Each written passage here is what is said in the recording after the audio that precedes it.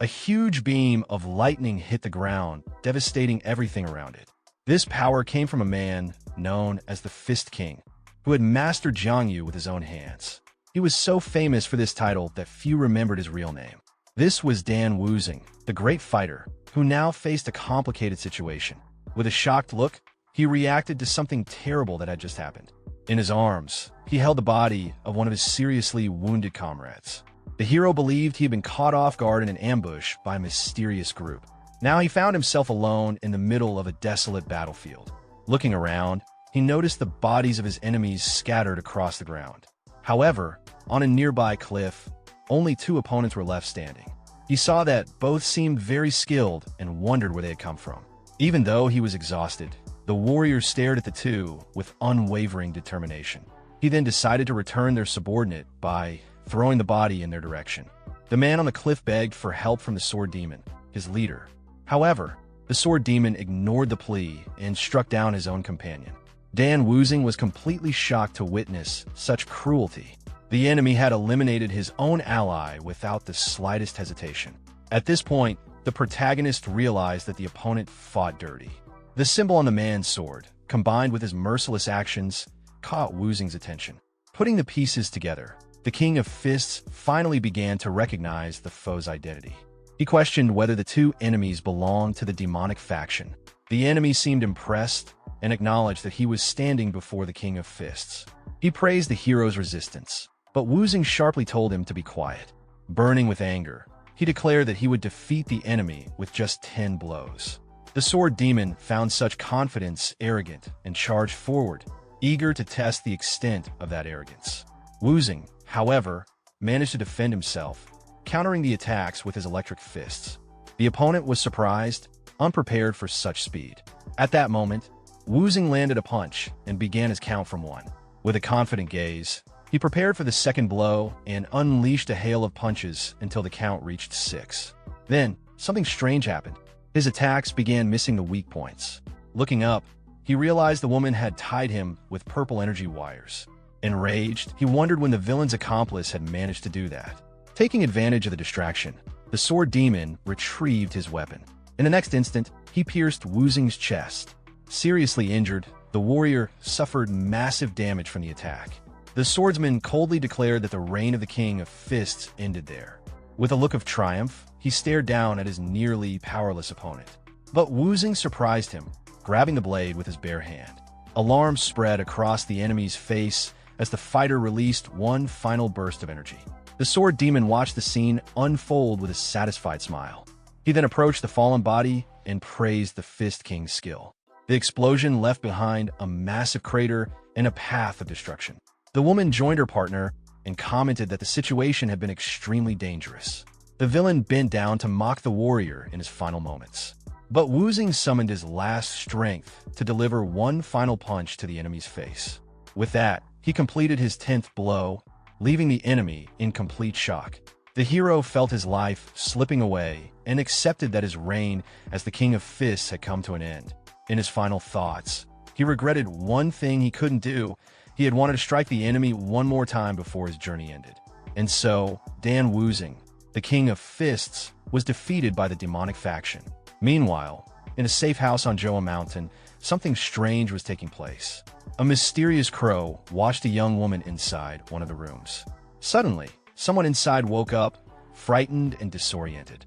The young girl ran over in a panic to check on her master. She asked again about his condition, while the man looked around, confused, wondering where he was. He glanced down at his body and questioned whether anyone had tended to his wounds. The man touched his head and looked confused about his current situation. He realized that he had no injuries, and the girl addressed him as Young Master. He accepted the water, but found the title of First Young Master strange.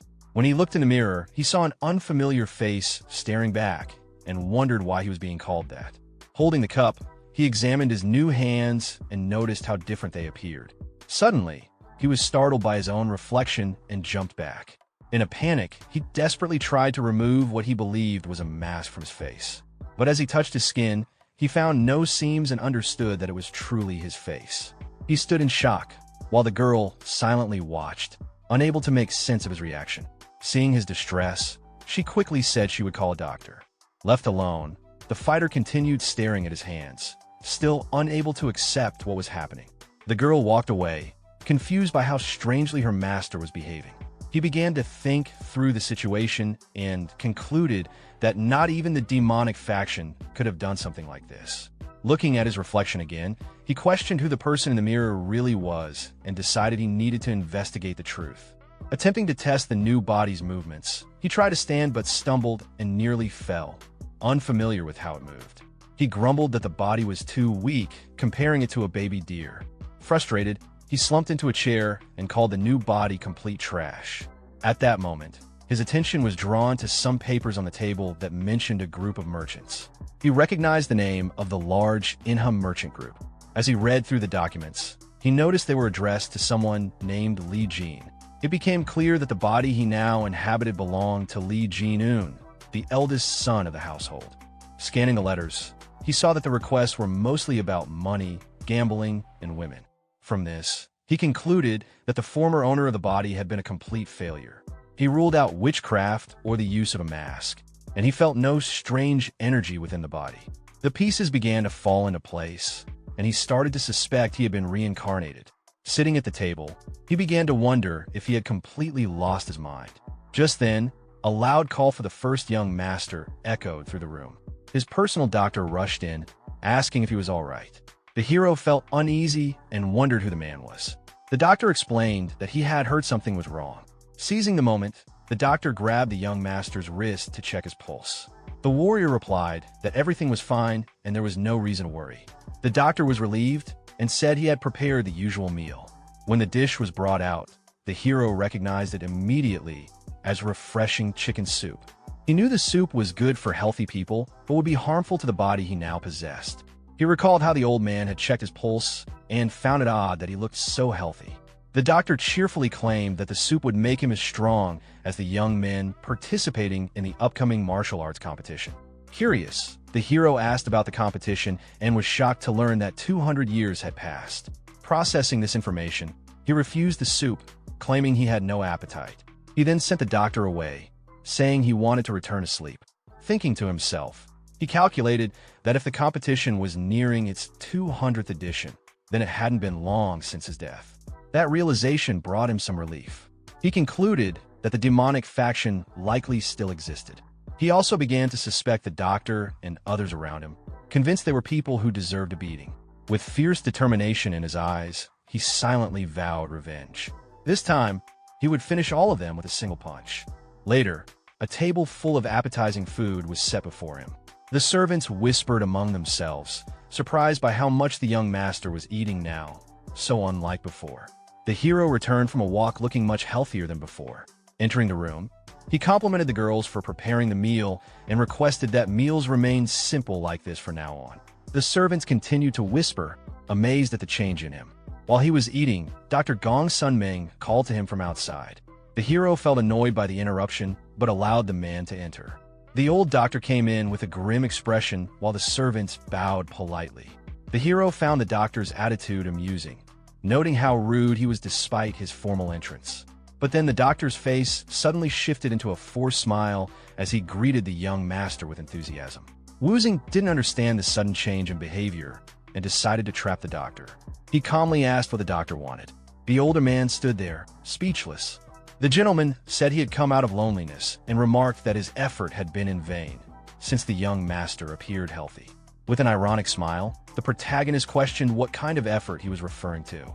He then asked if that effort had been an attempt to poison him with the soup. The doctor stood in shock, unable to believe what he had just heard.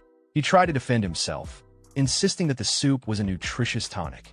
But the hero continued provoking him, saying he thought it was poison meant for someone in his condition.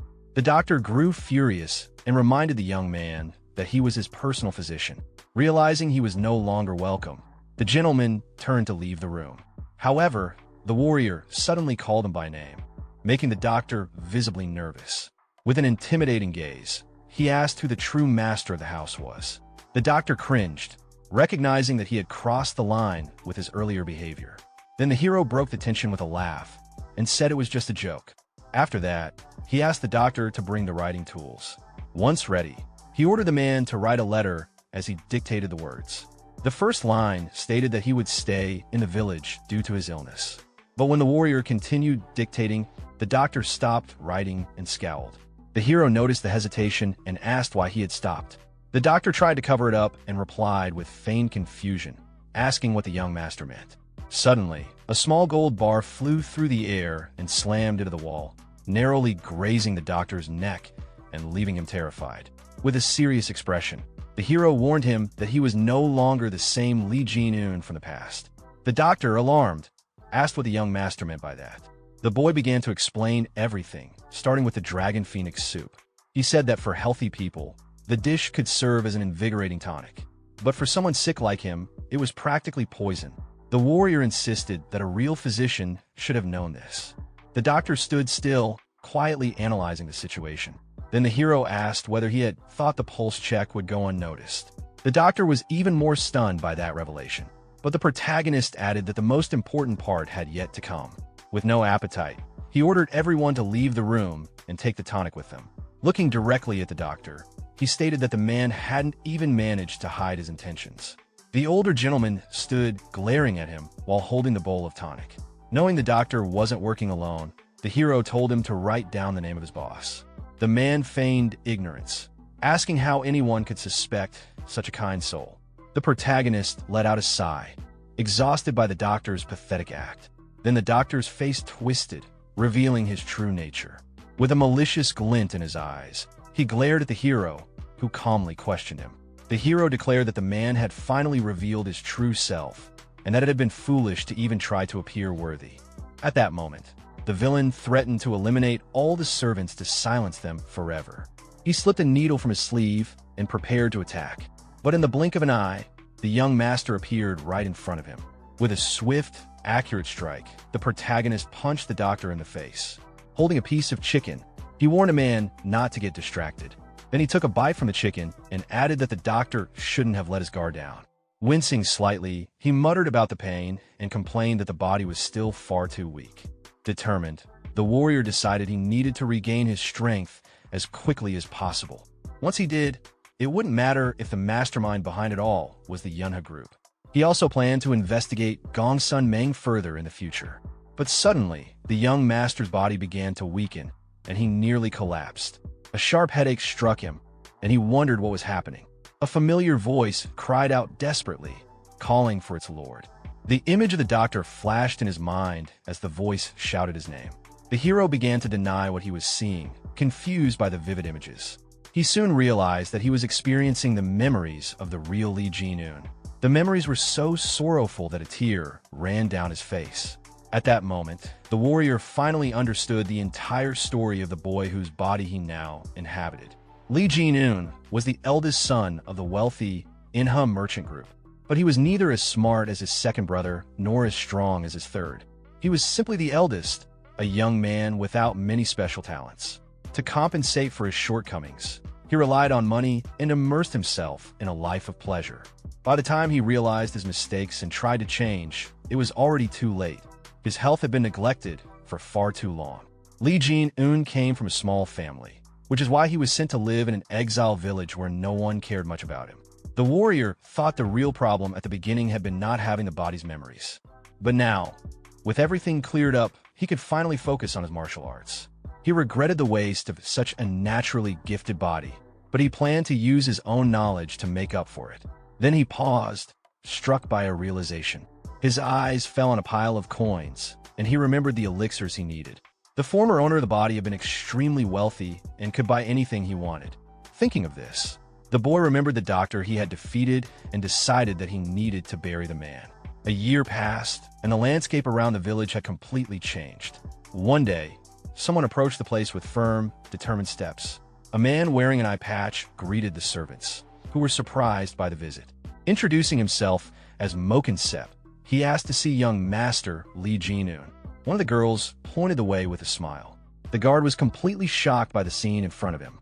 He could hardly recognize the young master, whose physique had changed drastically. The boy now had a muscular, well-defined body thanks to his intense training. Several seasons had passed since the warrior had begun dedicating himself to growth. During this time, He had manifested his energy core and mastered the arts of survival, including the art of mobility, body art, and the quick step.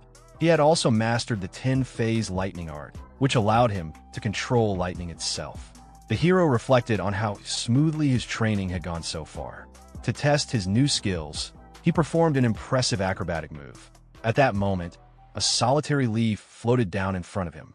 Without even moving, it was sliced perfectly in half, a clear sign of how far he had come. Despite all this progress, the warrior still felt that it wasn't enough. Then a voice called his name, breaking his concentration. He turned to see the visitor. The guard introduced himself again as ManhwaCapped, saying it had been a long time since they had seen each other. He handed over a letter from the main clan. Without speaking, the boy extended his hand. ManhwaCapped was shocked and wondered where the weak, fragile young man had gone. As he handed over the letter, he complained that his arm hurt under the young master's grip. The hero simply stared at him in silence. Moments later, the two sat together as the warrior carefully read the letter. It revealed that his father had suddenly collapsed and was now bedridden. The boy noticed the message lacked any clear explanation for the cause of his father's illness. When he asked about it, the guard hesitated before revealing the truth. He explained that the Aoyang clan was responsible, blaming them for absurd protection fees. The hero asked if the Aoyang clan had done anything to justify the tax increases. The guard angrily replied that they had not, calling the other clan dogs. He added that the Little Divinity sect had also tried to impose outrageous taxes. According to him, the Aoyang clan had refused to help and done absolutely nothing in return. Even the captain of the guard had been unable to protest to Aoyang Hu. The hero recognized the name, recalling that Aoyang Hu was a powerful and well-known figure. With a confident smile, the boy asked if the situation would be resolved by dealing with the Aoyang clan. The guard was shocked and admitted there was another reason behind the patriarch's collapse. He revealed that the second and third brothers had drawn swords and fought in front of their father. The protagonist asked if the old man had fainted from rage, and the guard confirmed it. The warrior could hardly believe that his own brothers had fought so recklessly before their father. But he quickly decided that he could no longer sit back and observe. He stood up firmly and handed the letter back, telling the messenger to keep it. With a composed, determined posture, the young master declared that he would personally take care of all family matters. ManhwaCapped was stunned by the complete change in his lord's demeanor. Back at the clan, the guard excitedly reported that Li Jin-un had become a perfect martial artist. But another man, overhearing the story, burst into laughter. With a mocking grin, he scoffed at the idea of the useless Li Jin-un becoming a martial artist. Laughing loudly, he said that if that were true, he himself must be a legendary master. Another nearby man told him to stop joking and try to be a bit more convincing. But deep inside, Han Yip seemed thoughtful as he considered the possibility that the story was true. As the vice captain of the guard squad, he began to wonder if Jin-un had truly recovered his health. He remembered that the young master had always possessed a good physique since childhood. He then asked the guard when the heir planned to return to the clan. Just then, the guard interrupted him and announced that the young master had arrived at that very moment. Han Yip told the others to stop complaining, reminding them that he was the one who fed them and that they should move quickly. Finally returning home, the hero stood before the imposing headquarters of the Inha merchant group. He was stunned by the grandeur of the estate, thinking to himself how insane it all seemed. The warrior realized that the body's former owner had been even wealthier than he had imagined. He dismissed his servants and said he would go see his father immediately. As he walked alone through the property, he began to reflect. It struck him as odd that no one had come to greet him upon his return. That's when he sensed the presence of several people hiding nearby. Suddenly, numerous guards emerged and surrounded him with swords drawn. They congratulated him on his safe return with an intimidating tone. The man at the front introduced himself as Han Yip, the vice captain of the guard squad. Smiling, the vice captain remarked how unrecognizable the young master had become. He expressed relief at seeing him healthy. Another guard whispered a reminder that the old Jin-un used to look down on and mistreat them. Despite these memories, Han Yip maintained a calm and neutral expression. The guard expected his captain to be humiliated again, but the hero stepped forward confidently. With a smooth motion, with an ironic smile, he thanked everyone for the enthusiastic welcome. The guards were stunned, and Han Yip quickly offered to escort him to his father. Everyone watched in disbelief. unable to comprehend how the once useless young master was now greeting them with such poise. Moke and Sep reaffirmed that his master had changed, while another guard admitted it felt like they were meeting a stranger. From a distance, Han Yeep watched the young master closely, his expression thoughtful and curious. He gave a small smile, mentally noting how the boy now seemed more like an ally than ever before. Upon arriving at the door, the vice captain paused to speak. He informed the protagonist that the clan leader had already been notified of his arrival. The warrior nodded and thanked him. His younger brother suddenly appeared behind him. With a casual, mocking attitude, the younger one couldn't resist taunting. He called attention to the scene with a sarcastic remark, clearly trying to stir trouble. Both the guard captain and the protagonist turned to look at him. The younger brother then stepped closer, placing a hand on his older brother's shoulder. His touch wasn't friendly. It was filled with arrogance, meant to provoke. With a smug expression on his face, he insulted the protagonist by throwing out an old nickname, mocking him as the perverted Jin Ian, a label meant to belittle and shame.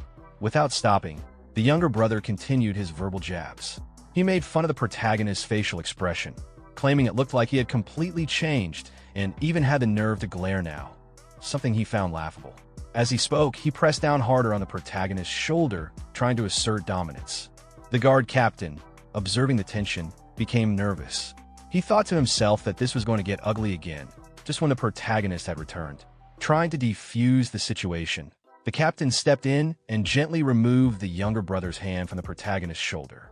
He attempted to lighten the mood, joking that the two brothers were finally reunited after such a long time and must be overjoyed to see each other.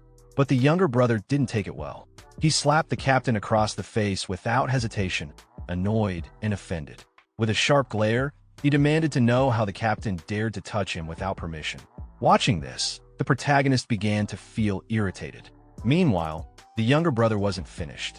With a threatening glare, he looked between the captain and his older brother and snarled that dealing with one worthless fool was already bad enough. But now even the vice captain seemed to be disrespecting him. The protagonist didn't respond.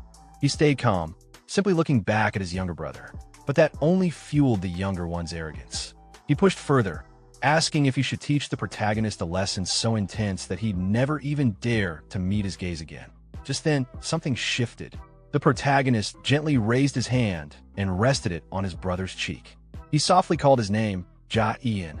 Annoyed by the gesture, Ja Ian tried to respond with more venom. But before he could finish speaking, the protagonist suddenly slapped him hard across the face. Ja Ian fell to the ground, shocked. He looked up in disbelief, demanding to know what the hell had just happened. But the protagonist ignored his outburst. Instead, he crouched down, placed a firm hand on Ja Ian's shoulder, and gripped it tightly. As pain shot through him, Ja Ian cried out, overwhelmed by the sudden shift in power. The protagonist calmly confessed that he had been excited on his way here, perhaps even looking forward to this moment. As the grip tightened further, Ja Ian, in pain and rage, cursed and shouted, calling his brother a completely insane bastard. Outside, the sounds of the scuffle echoed through the corridors of the large estate. A man wearing glasses appeared, confused by the noise. This was Liu-eun, the second son. He asked what was going on, and Han Yeep quickly explained the fight between the brothers. Liu immediately assumed that the third brother had been harassing the eldest again. He shouted at the guards, demanding to know why they hadn't stopped the fight sooner. But the protagonist turned to his younger brother and told him to be quiet. They were standing in front of their father's room. Just then, a weak voice called out Liu's name from within the room. What Wyan and the others saw next left them stunned. Outside their father's room, Wang stood calmly, holding their eldest brother in place. Yan was struggling, but Wang had completely subdued him without breaking a sweat. From within the room, a voice called out to Wyan, but he couldn't respond. His mind was still reeling from the sight of Wang's dominance. Nothing about what he was seeing matched what he had expected. The scene shifted to a more composed setting. A quiet room awaited with a steaming teapot on the table, its gentle heat contrasting the underlying tension in the air. Hyan now sat at the head of the table, silent and observant. Wang stood beside a kneeling and restrained Yan, his expression calm and confident, wearing a faint, knowing smile. Hyan took a sip of tea and casually remarked on Wang's return, noting that he appeared to be in good health. He paid no attention to Yan's condition. Wang confirmed that he was indeed well, meeting Haiyan's gaze with steady confidence. The overseer then raised his bandaged hand, pointing it out and questioning whether Wang had caused the injury. Before Haiyan could explain or wave it off, Wang turned toward Haiyan again and landed a sharp, calculated strike across his face. Haiyan was forced to endure the pain in silence, completely powerless under Wang's authority. Wang then issued a cold warning to Haiyan about the consequences of disrespect. Haiyan, shaken and bruised, quickly accepted his position, though his mind was in turmoil. He couldn't understand how his older brother, once weak and pathetic, had overpowered him so easily. A brief memory surfaced in Haiyan's mind, a flashback to when things were the opposite. Back then, he was the one who tormented Wang, who was then known as Jin Ian. But now, the roles had completely reversed. Haiyan, watching quietly, understood what had happened. Wang had truly humbled the arrogant third brother. Curious, Haiyan pressed Wang for details about this transformation. Wang answered calmly, clearly proud of how far he'd come. As Wang glanced around the room, his eyes landed on a stack of scrolls sitting on the table. Haiyan explained that they were the employee lists for an upcoming conference. But Wang was already reaching for them, picking one up and unrolling it with deliberate motion. He scanned the list, letting his finger glide down the names until a realization hit him. A smirk spread across his face. All the key guards had been recommended by the same individual, someone from the Iang clan. The pattern was too precise to be a coincidence. Without waiting, Wang turned to his brothers, his voice taking on a tone of sharp accusation. He directly asked if either of them had ties to the Iang clan. Haiyan was too stunned to reply, and Haiyan immediately panicked, denying everything in a frantic voice. Both brothers reacted with disbelief, protesting the accusation and calling it absurd. They insisted that they were loyal, that they'd never betray the family or their father's business. They swore to protect everything, no matter the cost. Wang took their responses in stride, clearly satisfied. With a cool remark, he noted that their loyalty had saved him the effort of dealing with them further. He then shifted focus to the upcoming conference, confirming with Haiyan that all the high-ranking officials would be present. Once Haiyan affirmed it, Wang made his own announcement. He would be attending the meeting himself. Then, without waiting for questions or objections, he turned to leave, stating plainly that he was going to see their father. His calm authority left his brothers speechless. As Wang exited, Haiyan broke the silence. He demanded to know what had happened back at the safe house, unable to make sense of Wang's new power. Haiyan, overwhelmed with frustration, completely lost his composure. He screamed in anger, tormented by regret over a past decision that now haunted him deeply. Meanwhile, Wang arrived at his father's quarters. A voice from within gave him permission to enter. Inside, the atmosphere was dim and heavy. Wang approached the bedside of Liang Min, the head of the Yuna merchant group, who looked weak and frail. His father acknowledged his presence quietly, then asked about the noise from earlier. Wang dismissed it with a calm reassurance, downplaying the situation. Instead, he brought up his father's health, which Liang Min attributed to the weight of stress and pressure. As Liang Min looked into Wang's eyes, he studied his son's face closely. The changes were undeniable. There was strength and confidence where there had once been hesitation. For a moment, the old man questioned whether the person standing before him was truly his son at all. Despite the lingering suspicion in his eyes, Liang Min looked genuinely pleased to see Wang standing strong and healthy. It was an expression of warmth that Wang hadn't anticipated. In fact, it caught him off guard. The contrast between what he had expected and what he received was too stark to ignore. As the moment lingered, a memory surfaced within Wang, a haunting fragment of his former life. He remembered the cold, distant world he had come from. Back then, he was an orphan, untouched by a father's love, shaped by hardship and emotional isolation. The concept of paternal affection was foreign to him. It wasn't part of his reality.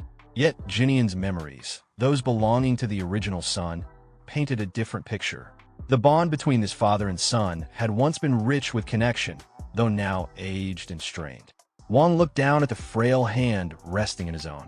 There was a softness to the moment as he gently gripped it, his expression deep and contemplative. His father, once a towering figure of strength and command, now lay worn and diminished, consumed by illness. It stirred something strange inside Wang, something he wasn't used to. He tightened his hold slightly, not out of force, but out of something more conflicted.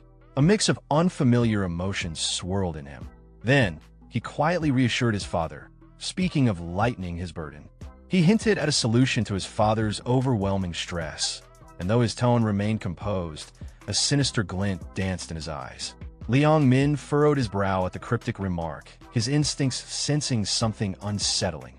But Wang dismissed his concern with a warm, disarming smile, carefully veiling his true thoughts. Still, the old man couldn't shake the unease creeping over him. His son was different, there was no denying it now. The next day, the Manhwa Merchant Group's conference commenced. The room was filled with tension and ambition, none more apparent than an Yang, who arrived with his usual smugness. He took his seat with a self-satisfied grin, immediately surrounded by his loyal men. When one of them spotted Wang sitting confidently in attendance, he whispered the news to his leader. Yang's brow lifted ever so slightly at the sight, a calculating look overtaking his face. Wang, however, sat unfazed, composed, commanding. He didn't flinch at the whispers or the puzzled glances from the other members, who were clearly unsettled by his unexpected presence. To them, he was still the once weak son, and his attendance at such a high-level meeting didn't make sense. Yang scoffed inwardly, writing Wang off as a desperate man clawing at relevance. He viewed the appearance as nothing more than a weak attempt to gain favor, a last-ditch effort to remain standing in a game far bigger than him. Meanwhile, Han took charge at the front of the room, trying to carry the meeting forward. He asked if there were any objections to the current topic on the table. Just as he was about to move on, a hand went up. Bold, unexpected, it was Yang. With calculated confidence, Yang took the opportunity to speak, offering what he claimed was the perfect candidate to serve as Wang's personal guard. The move was transparently political, another attempt by the Yang clan to extend their influence deeper into the group. Murmurs of discontent rippled through the room. Some of the members grumbled openly, clearly frustrated by Yang's relentless power grabs. One member was so startled by the brazenness of the suggestion that he crushed the teacup in his hand. Embarrassed, he quickly blamed it on a slip, though it was obvious the tension had gotten to him. Yang offered a fake apology, feigning politeness, but his eyes betrayed him. He was enjoying every second of the discomfort in the room. He then challenged the assembly, daring anyone to oppose his nomination. The room went quiet. He smirked, clearly expecting no one to answer. But just as he began to bask in the silence, a single voice broke through. Across the room, Wang raised his hand. All eyes snapped to him. With unshakable confidence, he calmly stated that he had objections to the current proceedings. Then, rising from his seat, he locked eyes with Yang and made his own proposal, direct and explosive. He called for the dismissal of Aryan Ho, the current guard squad leader. The room exploded into chaos. Yang's supporters burst into laughter, mocking the proposal as pure nonsense. One of them openly jeered, treating the idea as if it were a poorly timed joke. Yang himself laughed dryly, questioning whether Wang had lost his mind. He sneered at the idea, taunting Wang for forgetting his place. To Yang, Wang had no power, no right, and certainly no authority to make such declarations. Wang didn't respond to Yang's mocking tone with words. He simply smiled. His expression alone was enough to shake the air, daring Yang to keep talking. In a blink, Wang channeled a surge of raw energy into his fist. Without warning, he lunged forward, slamming his knuckles into the ground. The entire floor erupted beneath him, a violent explosion of debris and force that shook the room to its core. As dust and stone rained down, Wang stood tall in the center of the destruction, staring down at his completely stunned rival. Yang could barely breathe, his eyes wide with disbelief as sweat dripped from his forehead. The sheer power Wang had just displayed left him paralyzed. With an icy gaze and clenched fists, Wang made a bold declaration. The Manhwa Merchant Group belonged to him now. He turned his back on the room and began walking away, the silence behind him heavy and stunned. Hyan, still in shock, called out, questioning the recklessness of Wang's challenge. But Wang didn't stop. Instead, he turned slightly and called back to Hyan, asking what happens when a martial artist is underestimated. A smirk played on his lips, sharp and knowing. He answered his own question, the one making assumptions gets devoured. Then, he gestured toward the gathered crowd, directing Hyan's attention to something more urgent. Their merchant group, Wang pointed out, was already rotting from within. Ayang's people were everywhere. Wyan followed his gaze, his eyes widening in alarm as he finally noticed the sheer number of Ayang clan members surrounding them. Wang stepped closer and firmly gripped his brother's shoulder. He told him not to worry. As the older brother, he'd handle everything. Hyan was left speechless, trying to grasp what Wang meant by handling it. His brother's methods were unpredictable, chaotic even. The scene flashed back to the wreckage. Amid the dust and shattered floor, Wyan's thoughts spun. He demanded to know what Wang's violent display meant. Now, armed men were closing in, surrounding Wang. A few of Ayang's subordinates sneered, assuming the so-called troublemaker had finally lost control. But before they could act, one of Wang's loyal guards stepped forward, furious. He placed himself between Wang and the attackers, declaring their actions a disgrace. Drawing weapons on the young master was beyond insolence. In moments, Wang's personal guards formed a defensive line. Despite being outnumbered, their resolve was unshakable.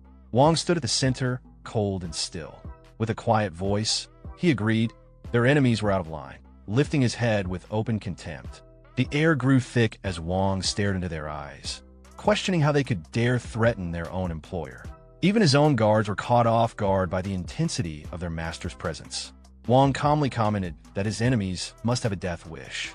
From a distance, Ayang observed everything unfold. He casually offered compensation to the opposing guard captain, a thinly veiled bribe. But Wang met his gaze with a smirk. He said he wasn't sorry for the chaos, only for utterly ruining Ayang's plans. Then his voice sharpened. He revealed the truth. During his recovery, Ayang had hired a physician, an assassin, meant to kill him. But the plan had failed. Wang went further. He exposed Ayang's entire strategy, how he had manipulated the brothers from the shadows, hoping to fracture them. With the siblings turned against each other, the Ayang clan would have seized control of the merchant group like puppeteers pulling strings. The revelation struck like a thunderclap, but Ayang didn't flinch. He erupted into derisive laughter, brushing off the accusation as delusion. Wang took a step forward, his presence heavier than ever. He was just getting started. With a calm but piercing voice, he dropped the final bombshell. The assassin sent to eliminate him had already been dealt with by his own hand. The room fell silent again. Ayang reached out in disbelief. He looked him in the eye and calmly confirmed it. He had swiftly eliminated the assassin. Wang stood calmly. He openly mocked his rival, pointing out the glaring flaws in his clumsy, half-formed takeover attempt. His words stung, and Ayang's composure finally cracked under the weight of humiliation. Fueled by fury, Ayang gathered a surge of energy into his fist. The air around him crackled as raw power coiled in his arm, and he stepped forward with murderous intent. But Wang didn't flinch. He simply watched the incoming blow with a knowing smirk. This was exactly what he wanted. Ayang lunged, unleashing a savage, energy-infused punch aimed directly at Wang. In response, Wang summoned his own vibrant blue energy, meeting the attack head-on.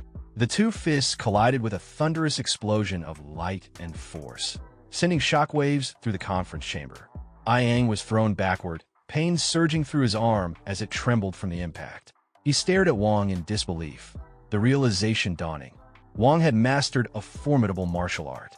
The sheer force of the exchange left no room for doubt. His own guards, witnessing this display, stood frozen. None of them had known the depth of their master's strength.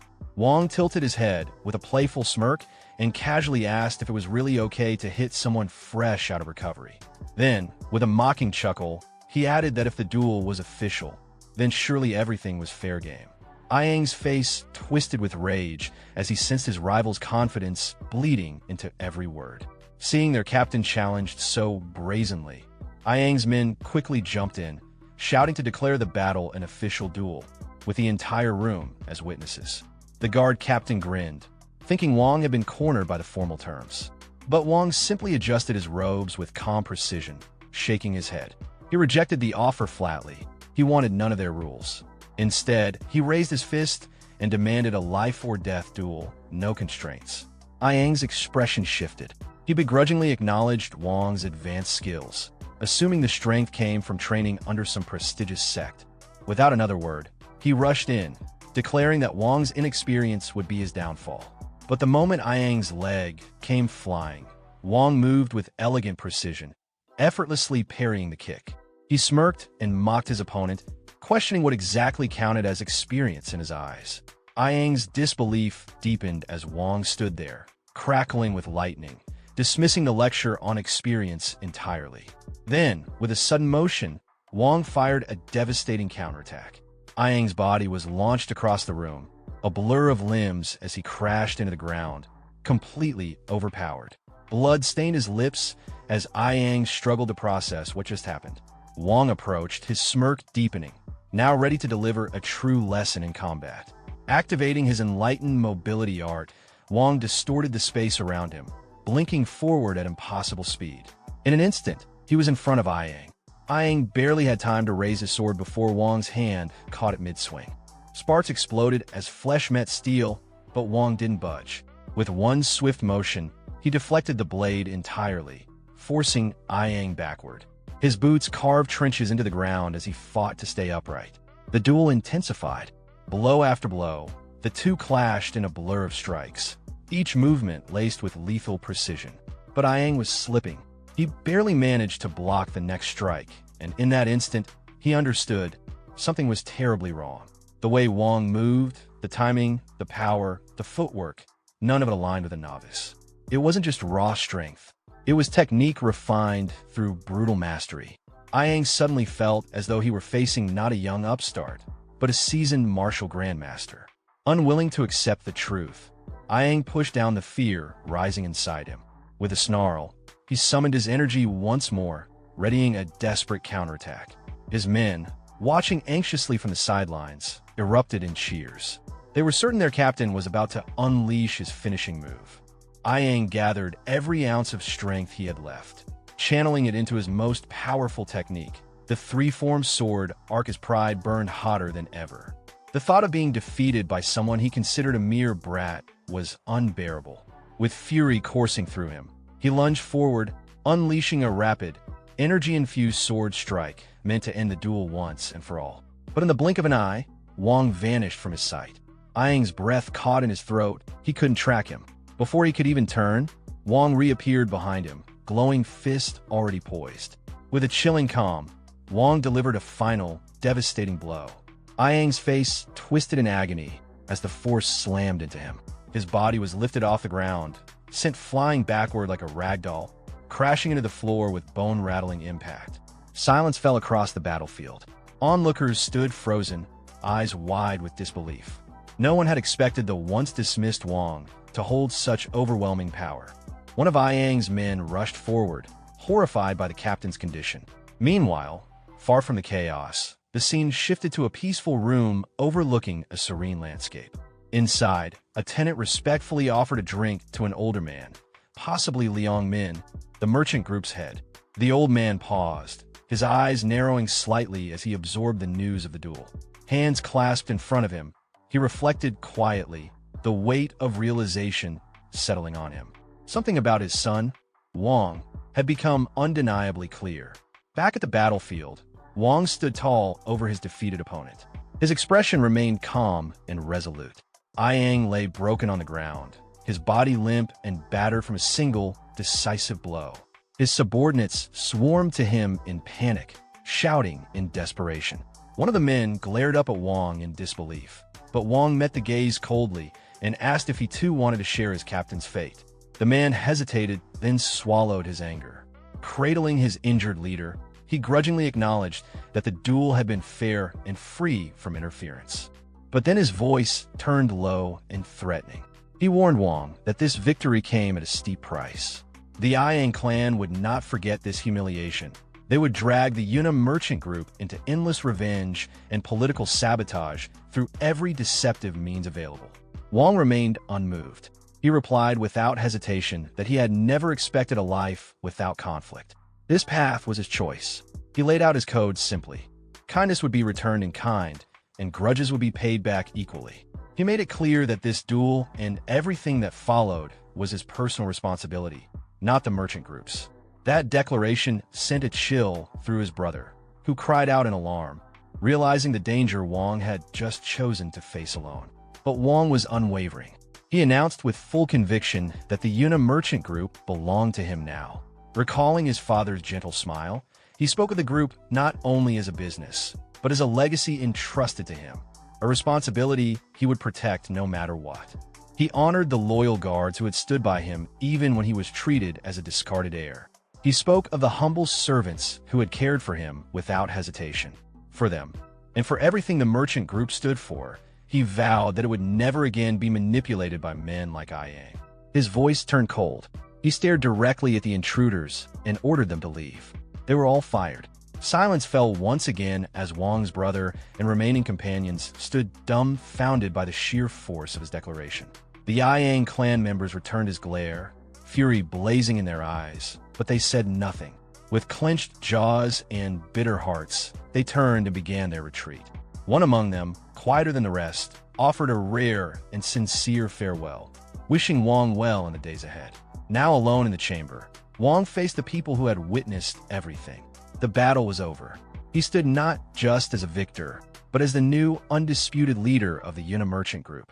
His brother, still trying to process it all, stared blankly at the destruction and the man at its center. One of Wang's loyal guards suddenly burst into cheers, elated, but his friend quickly clamped a hand over his mouth. Their commander turned sharply toward them, scolding their lack of restraint, though his expression betrayed something else, a rare mix of pride and relief. Wang's attention shifted to the chief administrator, who flinched slightly as he was suddenly addressed. With a commanding gesture, he demanded an elixir, requesting that it be taken from the merchant group's funds. After all, if he was going to shoulder this mountain of responsibility, the least he deserved was a tonic to help him recover. The administrator lit up with enthusiasm, bowing deeply. He promised to retrieve the finest tonic available, nothing less for the new leader of the Yuna merchant group. Wang, standing firm as the new head of the Yuna merchant group, begins assigning responsibilities with sharp precision. He outlines the administrator's new duties, emphasizing the urgent need to hire a completely new guard squad. His tone leaves no room for negotiation. The old system is being torn down. The scene then shifts to a peaceful estate bathed in the golden hues of sunset. Inside, a relaxed man sits comfortably between two imposing figures, sipping tea. As Wang speaks, he mentions already having candidates in mind. The man seated with him arches a brow, asking for confirmation, brings up the name Leginian. The man's interest sharpens immediately. The narrative flashes back to a few days prior, on Leginian's very first day at the merchant group. Night has fallen, and Leginian walks calmly through the estate grounds, accompanied by his subordinate. His eyes are sharp, scanning every detail around him with a measured, thoughtful gaze.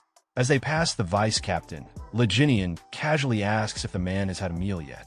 The surprised officer admits he's been working non-stop since sunrise, with no time to eat. Leginian doesn't respond immediately. He simply files the information away with a knowing look. A sly grin creeps across his face, hinting at the gears already turning in his mind. He then turns his gaze downward from a balcony, watching a cluster of guards fooling around while on duty. The contrast is obvious. Where the vice captain was dutiful and focused, these men were lazy and indifferent. Leginian quietly unclenches his fist. He's already made up his mind. These freeloaders need to go. But he also knows the harder part isn't firing them. The real challenge is replacing them with people who are actually worth something. His subordinate, watching the changes in his expression, finally begins to understand just how large and calculated Leginian's plan truly is. Their search leads them to a bustling, lantern-lit establishment filled with smoke, noise, and laughter, a den for gamblers, drinkers, and rough types. Exactly the sort of men Leginian is looking for. Inside, one especially loud man enjoys a smoke, completely oblivious to the eyes watching him. Some patrons recognize Leginian instantly. They snicker among themselves, calling him the merchant group's famous pushover. Their tones are mocking, but Leginian doesn't flinch. He stands with his hands clasped calmly behind his back, surveying the room like a general analyzing a battlefield. He turns, gaze sharp and predatory, and begins walking toward a roped-off area marked restricted. A large bouncer, armed with a trident, stands in front of a set of ornate double doors. The bouncer smirks at his approach, mockingly greeting him as young master, expecting yet another bribe or groveling favor. But Leginian's expression turns cold. He dismisses the man's familiarity and commands him to open the door. The bouncer, caught off guard, sputters in disbelief as Leginian brushes past him without hesitation. His firm stride signals a dramatic shift. This is not the same man they once knew.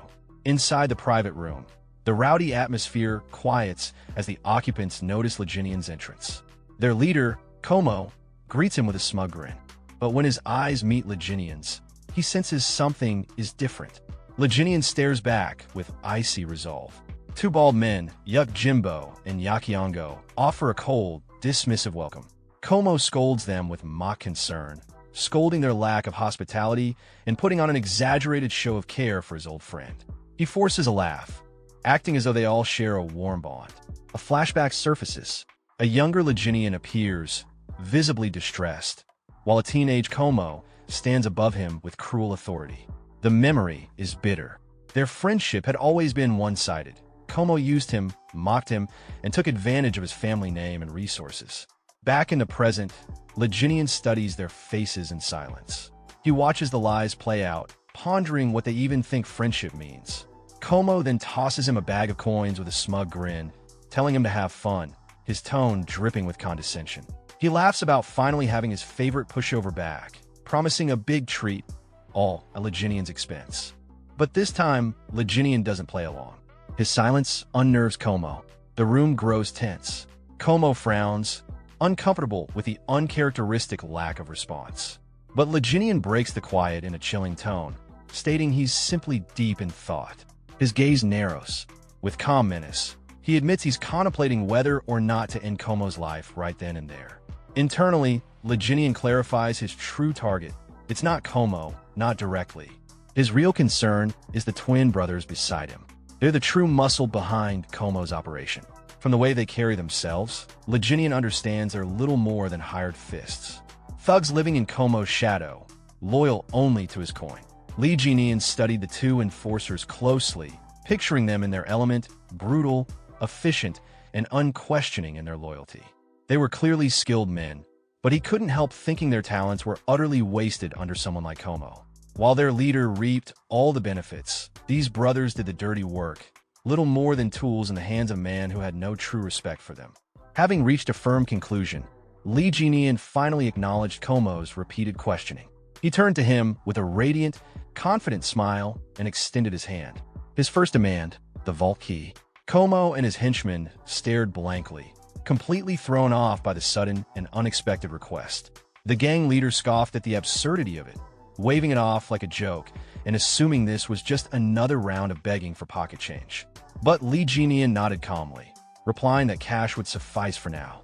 With chilling precision, he began listing out every single coin they had extorted from him over the years. Forced investments, rigged games, even exaggerated medical bills. As he reached the end of his calculations, he concluded the total debt, 100,000 niang. He then paused, tilting his head slightly, wondering aloud if perhaps he was being too lenient. Como barely held back a laugh.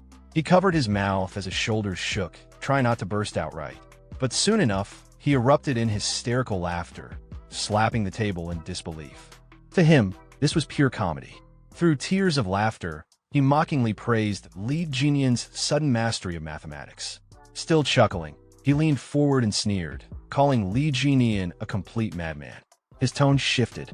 Como now spoke with dark amusement, boasting that the vault didn't just contain money, it held a fortune in jewels and precious metals.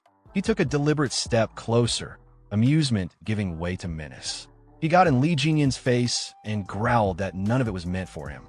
With a sneer, he offered Leginian a patronizing loan, mockingly asking where all this vault talk was coming from. Leginian remained stoically silent. Annoyed, Como grabbed his chin, trying to provoke a reaction. Still, Leginian did not flinch. His silence only agitated the gang leader further. Como's expression twisted in frustration. His voice rose to a furious snarl as he demanded to know why Leginian was ignoring him. Spit flying, he ranted about the complete transformation, from a weak, fragile patient to someone who dared scowl at him. Then, completely losing his composure, he grabbed Leginian and shouted, trying to remind him of his place. But Leginian stayed calm, exhaling slowly. His poise remained untouched, even as Como tightened his grip and barked threats at him. Finally fed up with the lack of response, Como shouted for his henchmen to put him back in his place. One of the bald twins stepped forward without hesitation and slammed Li Jinyan's head onto the table, expecting an immediate submission. But something fell off. As he held him down, a bead of sweat began to trickle down the enforcer's face. Li Jinyan wasn't reacting, not even flinching. He wasn't resisting, but he also wasn't yielding. A smirk spread across Li Jinyan's lips. He muttered that he had tried to show them kindness. Then, in one swift and explosive motion, he shattered the enforcer's grip and flipped the large man clean over his shoulder, slamming him hard into the ground. The room erupted into stunned silence. But before he could react, Li Jinyan was already moving. He pivoted and sprang forward with incredible speed, using the table as a springboard. With perfect aim, he launched a devastating kick straight into the second brother's midsection. The blow landed hard, utterly destroying his guard and sending him hurtling across the room. Li Jinyan landed gracefully, casting a glance over his shoulder, faintly surprised at how smoothly it had all gone. The first twin groaned and pushed himself to his hands and knees. The second staggered back to his feet, refusing to stay down. Li Jinyan observed them quietly. He noted the swelling wrists, the awkward stance. They were clearly injured. But even through the pain, neither showed an ounce of fear. Only fierce, unshakable determination. A confident smirk formed on Li Jinyan's face. He recognized their spirit. They were real fighters. Ignoring their wounds, the brothers roared and launched a coordinated charge at him, moving in perfect sync. Li Jinyan readied himself. In the blink of an eye, he vanished. The twins froze, their attacks swinging through empty air. They looked around, bewildered. Then, he reappeared right behind them. Before they could turn, he seized both their heads with a crushing grip, completely halting their momentum. His smile widened just slightly. Their strength was admirable, but they lacked leadership. With no hesitation, he slammed their heads together with brutal force, dropping both enforcers to the ground instantly. As their unconscious bodies hit the floor, Li Jinyan issued one final, cold warning. And then silence. Only one person remained conscious in the room. Como. He stood frozen, sweat dripping down his face, too stunned to speak. He had just watched his two strongest men get dismantled with ease. Li Jinyan turned his attention to him with a pleasant smile. Calm, composed, and terrifying, he addressed his dear friend, Miamo. After Li Jin finishes off the guard, he turns to face his friend. His posture is calm, but clearly implies the confrontation isn't over. He's signaling that there's only one thing left to deal with, and it's the person standing in front of him. His friend reacts with alarm, the realization hitting him that he's next. The sudden shift in power makes him nervous and panicked. Li Jin then casually rubs his hands and closes his eyes, smiling as if this situation is lighthearted, but the smile is sharp, like a predator playing with its prey. He addresses his friend directly, but the tone makes it clear this is personal. The friend responds with feigned innocence and light sarcasm. He tries to downplay the situation, almost jokingly suggesting that Li Jin should have told him about his training. It's a weak attempt to defuse the tension and pretend this is just a misunderstanding between friends. But Li Jin's expression shifts into something colder. His response is laced with quiet intensity. He's essentially telling his friend that he expected better, that someone like him should have seen this coming. It's a warning and a judgment at the same time. Meanwhile, the friend is hiding a knife behind his back. His tone shifts from nervous politeness to open desperation. He tries to halt Li Jin's approach, pretending he wants to talk things out, but internally, he's cursing the situation and gearing up for an ambush. As he launches forward, his thoughts are cocky. He still underestimates Li Jin, believing he's just a weakling pretending to be tough. He thinks a surprise attack will end things instantly. But before he can land a blow, Li Jin counters decisively. A table slams into his friend's face, followed by Li Jin smashing the table apart and grabbing him by the head. After seizing control, Li Jin calmly follows up with an electric attack. He could have killed him, but didn't. Outside the room, a guard hears the chaos and panics. He hides himself, thinking that things have escalated far beyond what's normal. The situation is dangerous, and someone could genuinely die. Back inside, Li Jin releases his friend, who drops to the floor in a daze. Li Jin sits beside him, composed but focused, as if watching a dying ember flicker. He tries to jolt his friend back to awareness, not out of concern, but control. The friend begins to laugh, not out of joy, but sheer disbelief. It's the kind of unhinged laughter that comes when someone realizes they've completely lost. He then manages to speak weakly, asking what Li Jin wants. He's confused, disoriented, and trying to understand what Li Jin's goal even is. Internally, he's overwhelmed. He starts questioning everything, wondering what Li Jin was really doing during his supposed recovery. He remembers things that suddenly make sense in hindsight, suspecting that Li Jin had been training in secret. The realization hits hard. Maybe all of this was premeditated. Maybe this beatdown wasn't just self-defense, maybe it's revenge. But he can't believe he was bad enough to deserve this. Or at least, that's what he tries to tell himself. The fear builds. He begins to truly wonder if this is the price for his past cruelty. He starts suspecting that Li Jin might have orchestrated all of this, the timing, the attack, the exposure. In an effort to shift the mood, he suddenly stands and acts overly cheerful, a complete 180 from just moments ago. His performance is clearly fake, but he hopes to divert Li Jin's attention. Instead of offering what was demanded, he suggests an alternative, anything really just to stall or misdirect. Li Jin responds with interest, but doesn't make his intentions clear. This ambiguity gives his friend a sliver of hope, which he clings to. Sensing a possible opening, the friend becomes excited. He references their long-standing relationship, appealing to nostalgia and shared history.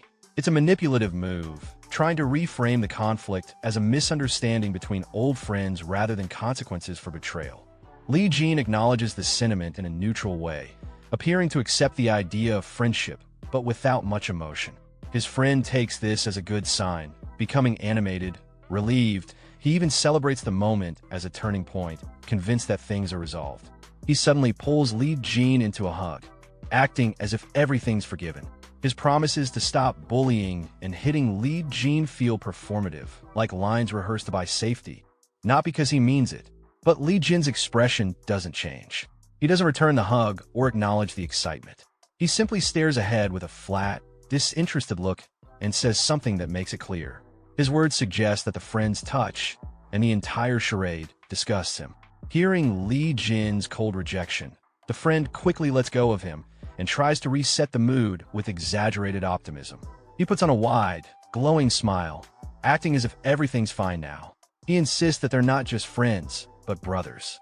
His tone is overly dramatic, clearly fake, and meant to cover his fear and shame from earlier. To solidify the performance, he turns to the two guards nearby and loudly orders them to treat Li Jin with reverence. He demands they greet Li Jin as their new big brother and show proper respect, even congratulating him on how much stronger he's become. It's his way of saving face and pretending he's still in control. The guards don't question it. They respond instantly, congratulating Li Jin in a way that's respectful but feels automatic. It's clear they recognize strength and have started to shift loyalty. Internally, however, the so-called friend smirks. His thoughts are full of contempt.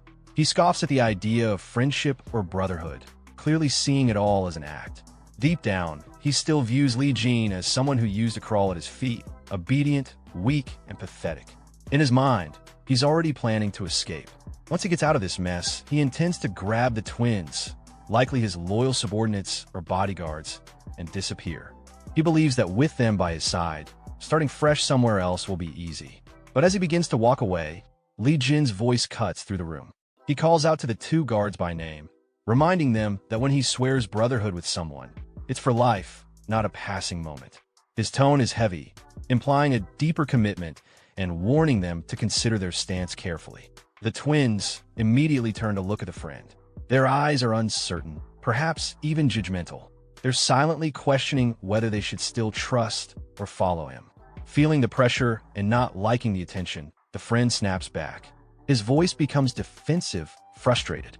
He demands to know why they're looking at him like that, and reminds them loudly that he and Li Jin are sworn brothers now, trying to reassert authority, but it sounds desperate in response. The guards face Li Jin and declare their loyalty to him with complete seriousness.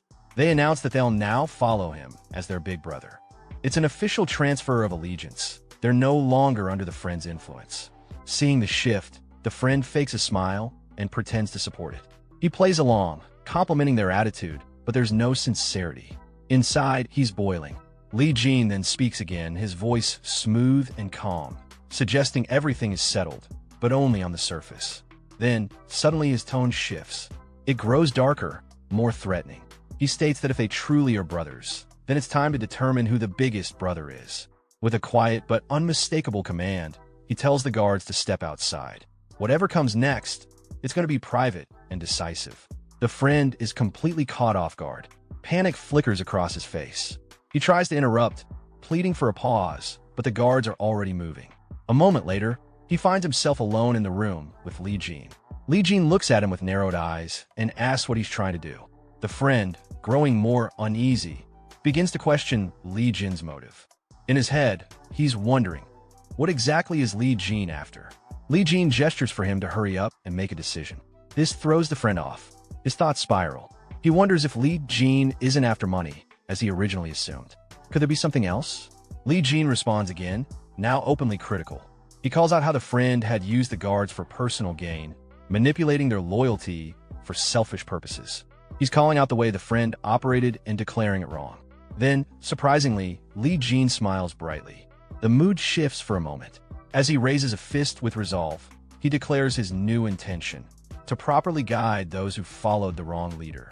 It's not about revenge, it's about setting things right. And this time, he's the one taking responsibility. Hearing this, the friend sighs, not from relief, but from resignation. His face falls, disappointment clouding his expression. He weakly tells Li Jin to just take the money and be done with it. He grabs his head in frustration and despair. Emotion spills over as he bitterly complains. Li Jin has already beaten him up, and now he's even taking the two people who were closest to him. It's too much. Then his frustration explodes. He screams that what Li Jin's doing is no different than telling him to die, that he's being pushed to the edge.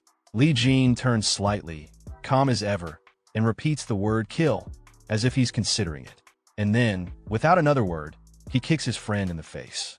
The blow is brutal and sudden, meant not just to hurt, but to humiliate.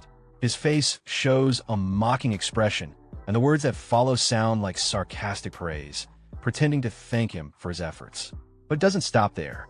Li Jin launches a series of punches, not even giving his opponent a moment to breathe.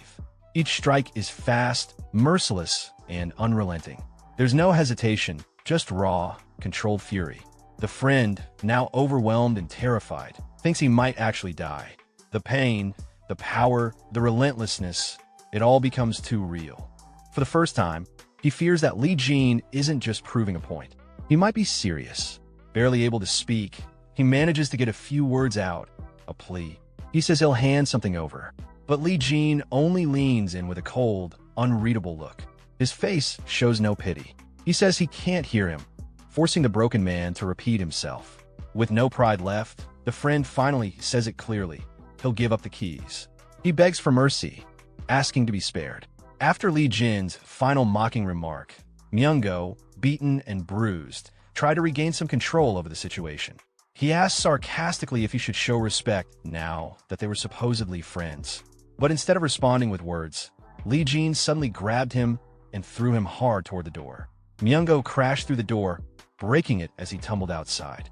The two guards standing nearby saw him fall and immediately called out his name, shocked by the sight of him in that condition.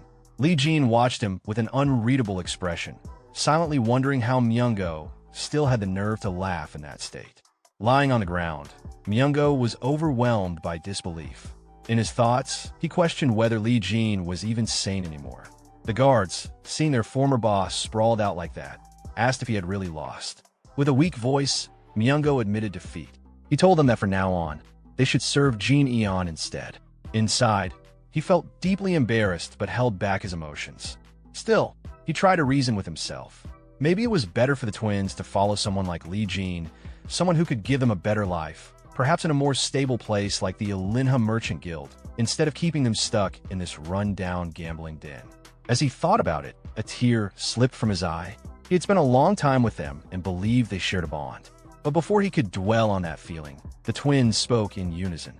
They said they understood, and they thanked him sincerely. Hearing that, Myungo looked at them with irritation. Later, He muttered to himself in frustration, calling them ungrateful and cursing the old saying about never trusting those with black hair. He then made his way upstairs toward his room. On the way, people in the building recognized him and started whispering. They called him the walking corpse and commented that now, without the twins, they might actually be able to beat him. He ignored the voices and kept walking, head lowered. But suddenly, a group of men stepped in front of him, surrounding him. One of them mentioned that now that the twins were gone, things had changed. Myungo looked at them calmly and acknowledged how bold they were all being now. Then he raised his voice, claiming his reputation and daring them to come at him if they were serious. One of the men mocked him, saying it was pathetic how someone in his condition still talked tough. The group raised their weapons and moved in to attack. Seeing the situation, Myungo instinctively raised his hands to protect himself. In his mind, he felt the fear set in. He really might die here. But before they could strike, someone intervened. Lee Jin suddenly appeared, fighting off the attackers as he walked through, casually carrying goods looted from Myungo's room. He made it clear that he didn't approve of these people jumping Myungo now, especially when he was already injured. He reminded them that these same people were once too scared to even look at Myungo properly, and now that he was weak, they were trying to pile on. After dealing with the attackers, Lee Jin continued walking, barely looking at Myungo as he passed by. Myungo, still lying on the ground, muttered a bitter remark, annoyed at how cool Lee Jin was acting. A short while later, he and the twin guards were walking toward the exit. One of them turned to him and quietly thanked him for helping Myungo.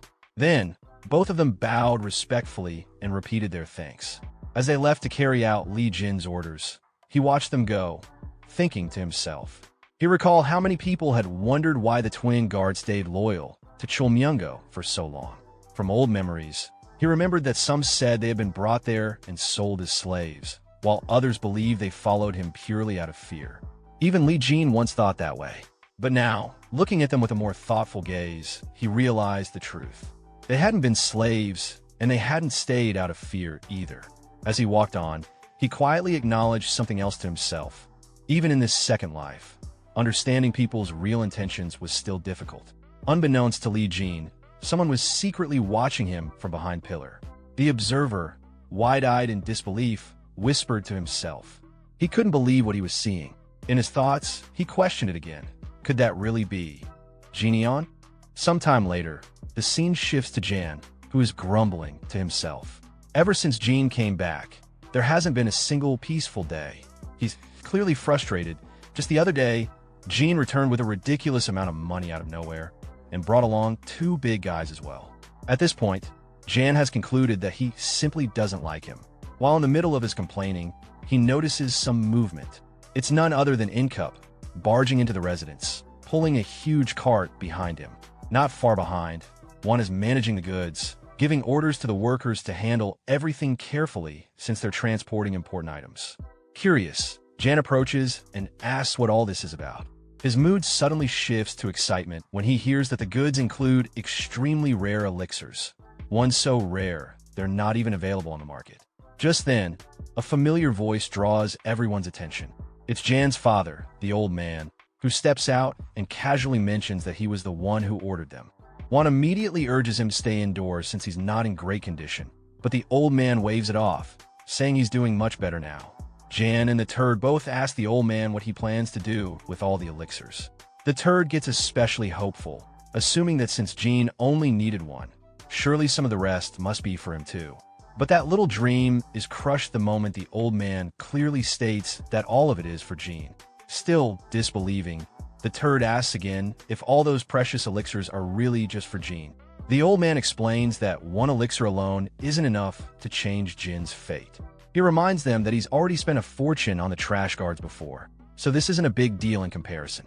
In addition, he's already sent letters to their company's regional branches, contacting old friends and respected merchants. He told them he would be buying high-quality elixirs to help the company recover from its current crisis. Since the company's collapse would affect them all, they took his words seriously. He acknowledges, though, that his biggest mistake was putting a rat in charge of the escort group. So now, he feels obligated to clean things up properly.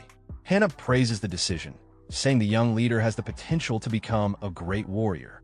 Everyone around seems to admire Jin's effort and potential, while Jan, and especially the turd, struggle to understand what's going on. The old man laughs joyfully, clearly proud, saying this is finally his chance to spend all the money he's been saving up his whole life. Meanwhile, the turd, his hopes fully shattered, can't even speak. Sometime later, having mentally snapped, the turd is seen wildly swinging his sword like a man possessed. Earlier, he had asked his father where his elixir was, only to be met with silence. The old man had looked at him with clear dissatisfaction and questioned whether he really needed one. Now, driven mad with envy, the turd rants that he can't even breathe peacefully anymore. Everywhere he turns, it's all about Jean. He sulks and cries, convinced everyone's playing favorites and discriminating against him, wondering what sort of miracle Jean must have experienced. That's when he notices movement again. In a blur, Jean runs past him at incredible speed, barely pausing to say that he's just out for a walk.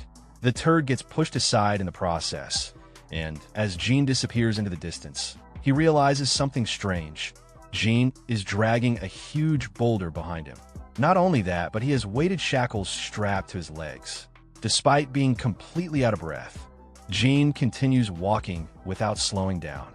Watching this, the turd is left in disbelief. It finally hits him. Jean really is putting in the work. As the sun begins to set, Jan collapses onto the ground, exhausted.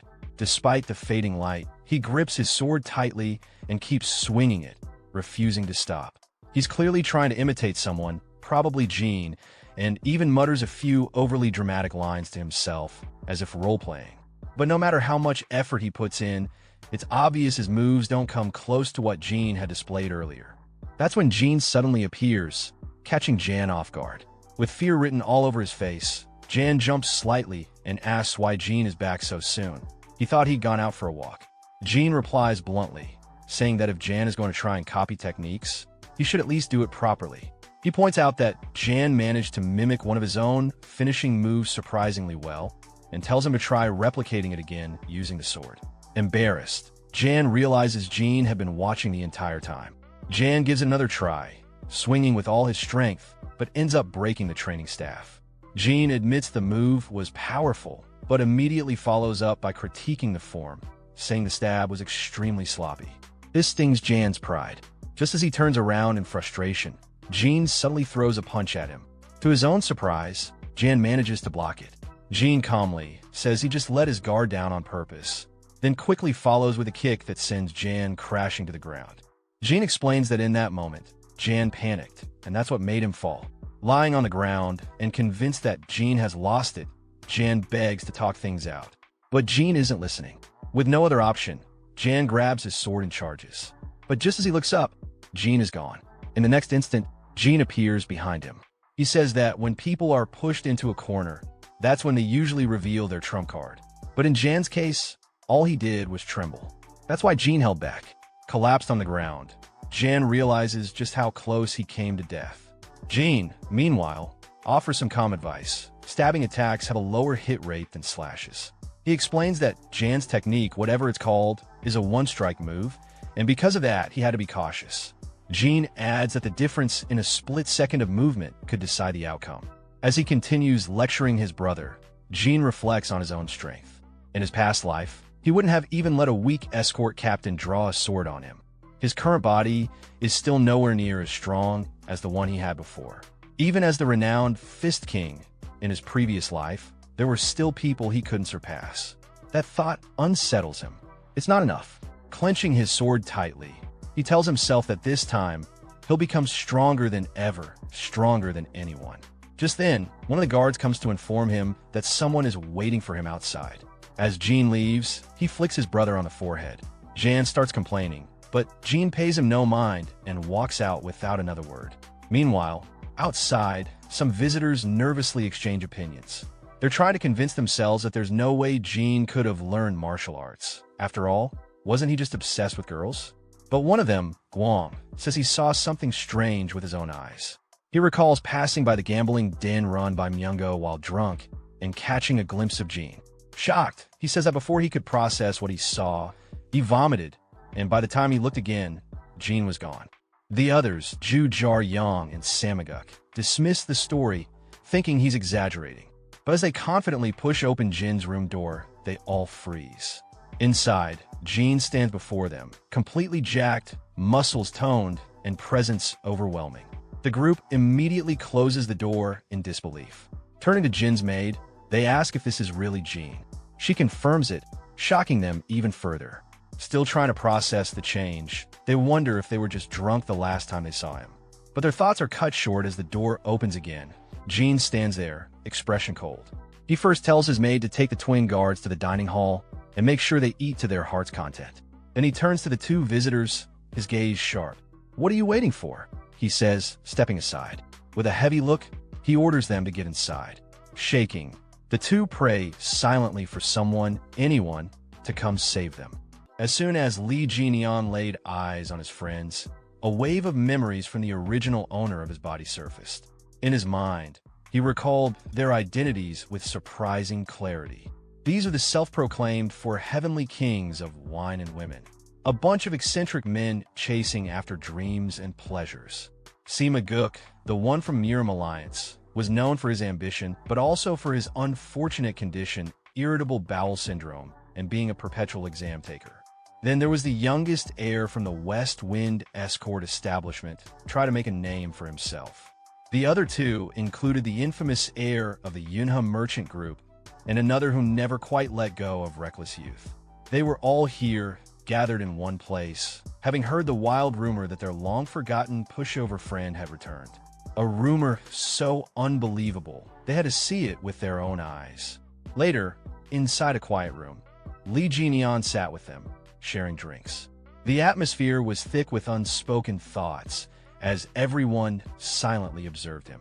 From the expressions on their faces, it was clear they were trying to figure out the man he had become. But Lee Jian, now in full awareness of his inherited memories, looked at them and thought to himself with distaste, not these fake friends again. The memories rolled in. He remembered clearly how these guys used to always be together, chatting endlessly about booze and women.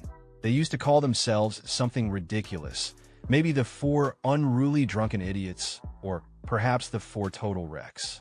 Whatever it was, the name perfectly matched their carefree, chaotic behavior. The silence was finally broken when one of them hesitantly called out to him, asking if he was really back. Another chimed in, pointing at him and expressing concern about his well-being. Lee Jian, showing no emotion, simply replied that he was fine. That short answer was enough to throw them off. One of them began sweating nervously and awkwardly commented that he seemed more than just fine. He actually looked intense. Curiosity quickly took over. One of the friends grabbed Lee Jian's hand, staring at it in disbelief. He couldn't wrap his head around how someone like Jian could have changed so much. He asked if he had been secretly training all this time. Sima Guk, watching quietly, was more perceptive than the others. He could tell, just by sensing Jian's presence, this transformation wasn't something that could be achieved through sheer training. What he felt was something deeper. This was real martial arts. True strength had taken root in Lee Jian's body, and it wasn't something that could be faked. Their questions continued. They brought up a rumor, something about Jian defeating Ouyang Hu. They pressed further, demanding to know who had trained him, convinced that no one could possibly reach that level alone. But Lee Jian just smiled faintly and told them it was luck. That was all. Sima Guk, still trying to piece things together, smiled as well. He suggested that it must have been one of those fateful Jianghu encounters they always heard about but never experienced. Another friend quickly agreed, saying Jian had finally caught a break. He even admitted that at first he didn't recognize him. But that moment of levity vanished in an instant. With a cold and serious tone, Lee Jian raised his cup to his lips and stated something chilling. The man they once knew as Lee Jian was dead. The room froze. Every one of them stared at him, beads of sweat appearing on their faces. The weight of those words hit them hard, and none of them could laugh it off. Breaking the awkward silence, Zhu Jiaoyang, one of the group, nervously asked what he planned to do next. Without hesitation, Jian began to answer, about to mention something crucial, the demonical, but he stopped himself mid-sentence. Instead, he corrected his words, saying that he had debts tied to his sect that he needed to repay. In the meantime, he planned to help out with a merchant group while preparing for that responsibility. Suddenly, Lee Jian looked toward his friends, his gaze cold and unwavering. With a serious tone, he made his stance clear. He wasn't interested in anything anymore, except getting stronger. His words brought the room to another heavy silence. The air froze for a moment before the group, clearly caught off guard, started panicking and whispering among themselves. One of them, confused, turned to the others and blurted out in disbelief if they had walked into the wrong house by mistake. Another quickly responded, denying any fault and saying it definitely wasn't his doing. As this flurry of awkward energy spread among them, Sima Guk went quiet. He couldn't help but recall an old conversation he'd once had with Lee Jian. Back then, Jian had mentioned he was being sent away to recuperate. Sima had reacted with surprise, asking if he was really going somewhere just to recover. Jian had replied with resignation in his voice, saying it was basically exile, that his father must have been deeply disappointed in him. But Sima, holding a sake bottle in hand with a grin, had encouraged him. He said it was a good thing. This was Jian's chance to recover, study, and change his life. Back then, Jian had only responded with a bitter smile, doubting whether change was even possible. Still, deep down, he had hoped for it. Now, returning to the present, Sima Guk poured a glass of wine for Jian and offered a heartfelt congratulations. He looked at him warmly and remarked with a smile that Jian had really changed. Hearing that, Jian froze for a moment, shocked and confused. The sincerity in Sima's voice caught him off guard. The others fell quiet, watching the exchange, and then slowly they too softened. With a smile, one of them chimed in that it really was something worth celebrating. Another added, jokingly, that he always knew this would happen, that they should have kidnapped Jian before he got sent away. He even blamed the others for not showing up that day. Sima Guk chuckled at that and teased one of the guys, reminding him that he was too hungover to even make it that day. That friend quickly turned away and defensively claimed he was just busy. But the teasing didn't stop. Sima responded with sarcasm, suggesting that taking a dump probably didn't count as being busy. A playful argument broke out as they all started teasing each other. Watching them banter so naturally, Lee Jian smiled quietly to himself. In that moment, a warm thought passed through his mind. Turns out, even Jian had real friends.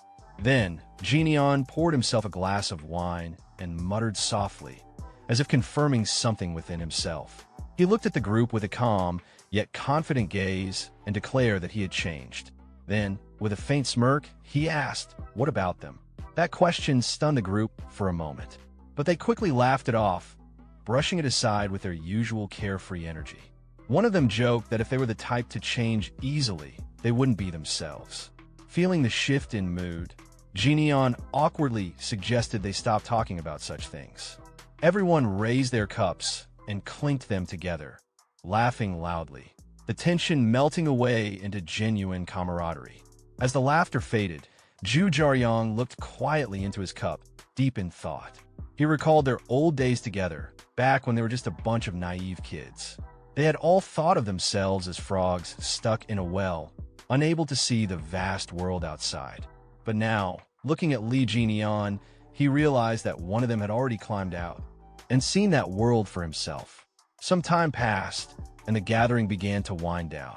One of the friends told Jian he had a good time today, and that if he ever needed anything, even from a bunch of wrecks like them, he should reach out. Zhu Jiaoyang called out with playful excitement, urging Jian to train hard so he didn't get beaten up somewhere again. Sima Guk patted Jian on the shoulder with a proud smile and congratulated him once more on his transformation. As they finally prepared to leave, Jian walked with them to the gate, waving goodbye. His friends waved back, their faces lit with sincere warmth. Later, as they walked through the streets of the city under the night sky, Guang looked up and let out a quiet thought. Among all of them, the one who had been the biggest screw-up had come back, all grown up, and that made it feel like their youth had truly come to an end. Sima Guk, feeling a bit tipsy, rubbed his head and admitted that he was feeling strangely lonely today. He told the others it was time to go. One of his friends quickly asked where they were heading, jokingly suggesting a brothel. But Sima Guk immediately shut that down, annoyed, saying they were going home. He reminded the guy he had flunked out and told him to go study. calling him an academy dropout. Zhu Jiaoyang laughed and, not taking offense, repeated what he always said, that it's not that he's bad at studying, just really bad at exams. Guang then looked at Sima Guk and casually asked if he wanted to stop by Sweet Scent House for one last drink. The scene shifts to the Sweet Scent House. A warrior was kneeling in front of the little deity sect leader, Yom Jisong, reporting what happened at Li Jinian's gathering. When Yom Jisong heard the report, he hit the table and asked in disbelief if Ouyang, who was really dead. Then he asked whether the heir of the Yunhe merchant group was actually that strong. The man confirmed it with a disappointed look. The fight hadn't even lasted 30 moves. Ouyang, who had been completely outmatched. He thought back to the fight, clearly frustrated, and admitted to himself that Jinian's skills were on another level. Yom Jisong, now a bit more composed, commented that it was impressive. He asked what kind of weapon Jinian had used. The man answered that Jinian fought using only his fists. Yom Jisong raised an eyebrow. A swordsman losing to someone who didn't even use a weapon, it wasn't a good look. He shook his head and said it was a disgrace. The man hesitated, then asked about taking revenge. Yom Jisong replied that there was no reason to. It was a fair duel, and they weren't the kind of group to seek revenge over that. Still, the man pushed the issue. He mentioned that Yom Jisong and Ouyang, who had been friends, and said there should be some honor between them. Before he could say anything more, Yom Jisong killed him on the spot. A girl standing nearby was startled by the sudden act. Yom Jisong looked at the body and simply said that no one befriends a corpse. Then he ordered his men to take the body away. One of them responded right away. Noticing the girl, Yom Jisong turned to her and apologized for not seeing her standing there. Her name was Saran. Then, sounding annoyed, he said the drink didn't taste good anymore and told his men they were heading back. A servant replied, confirming the order.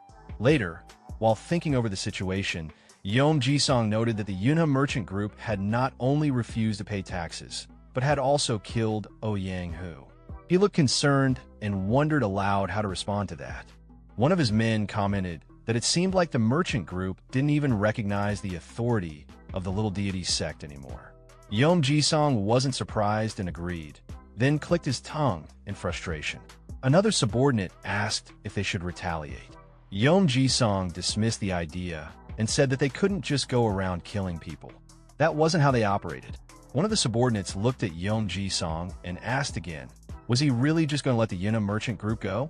Yom Jisong paused for a moment, thinking about it. At that same time, Li Jinian's friends walked into the place together, chatting among themselves.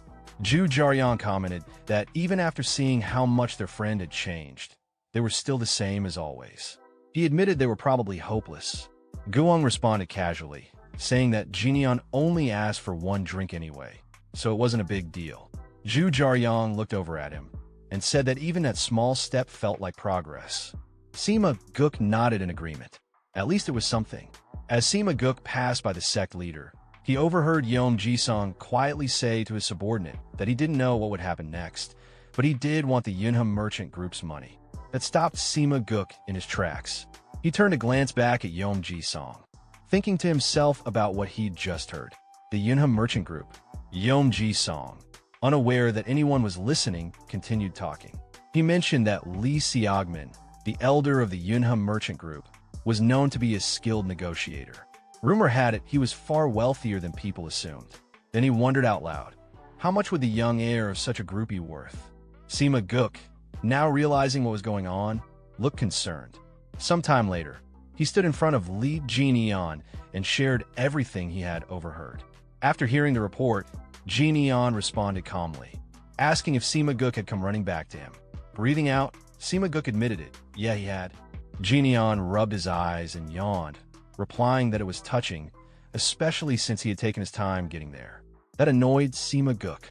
He raised his voice and said the situation seemed serious.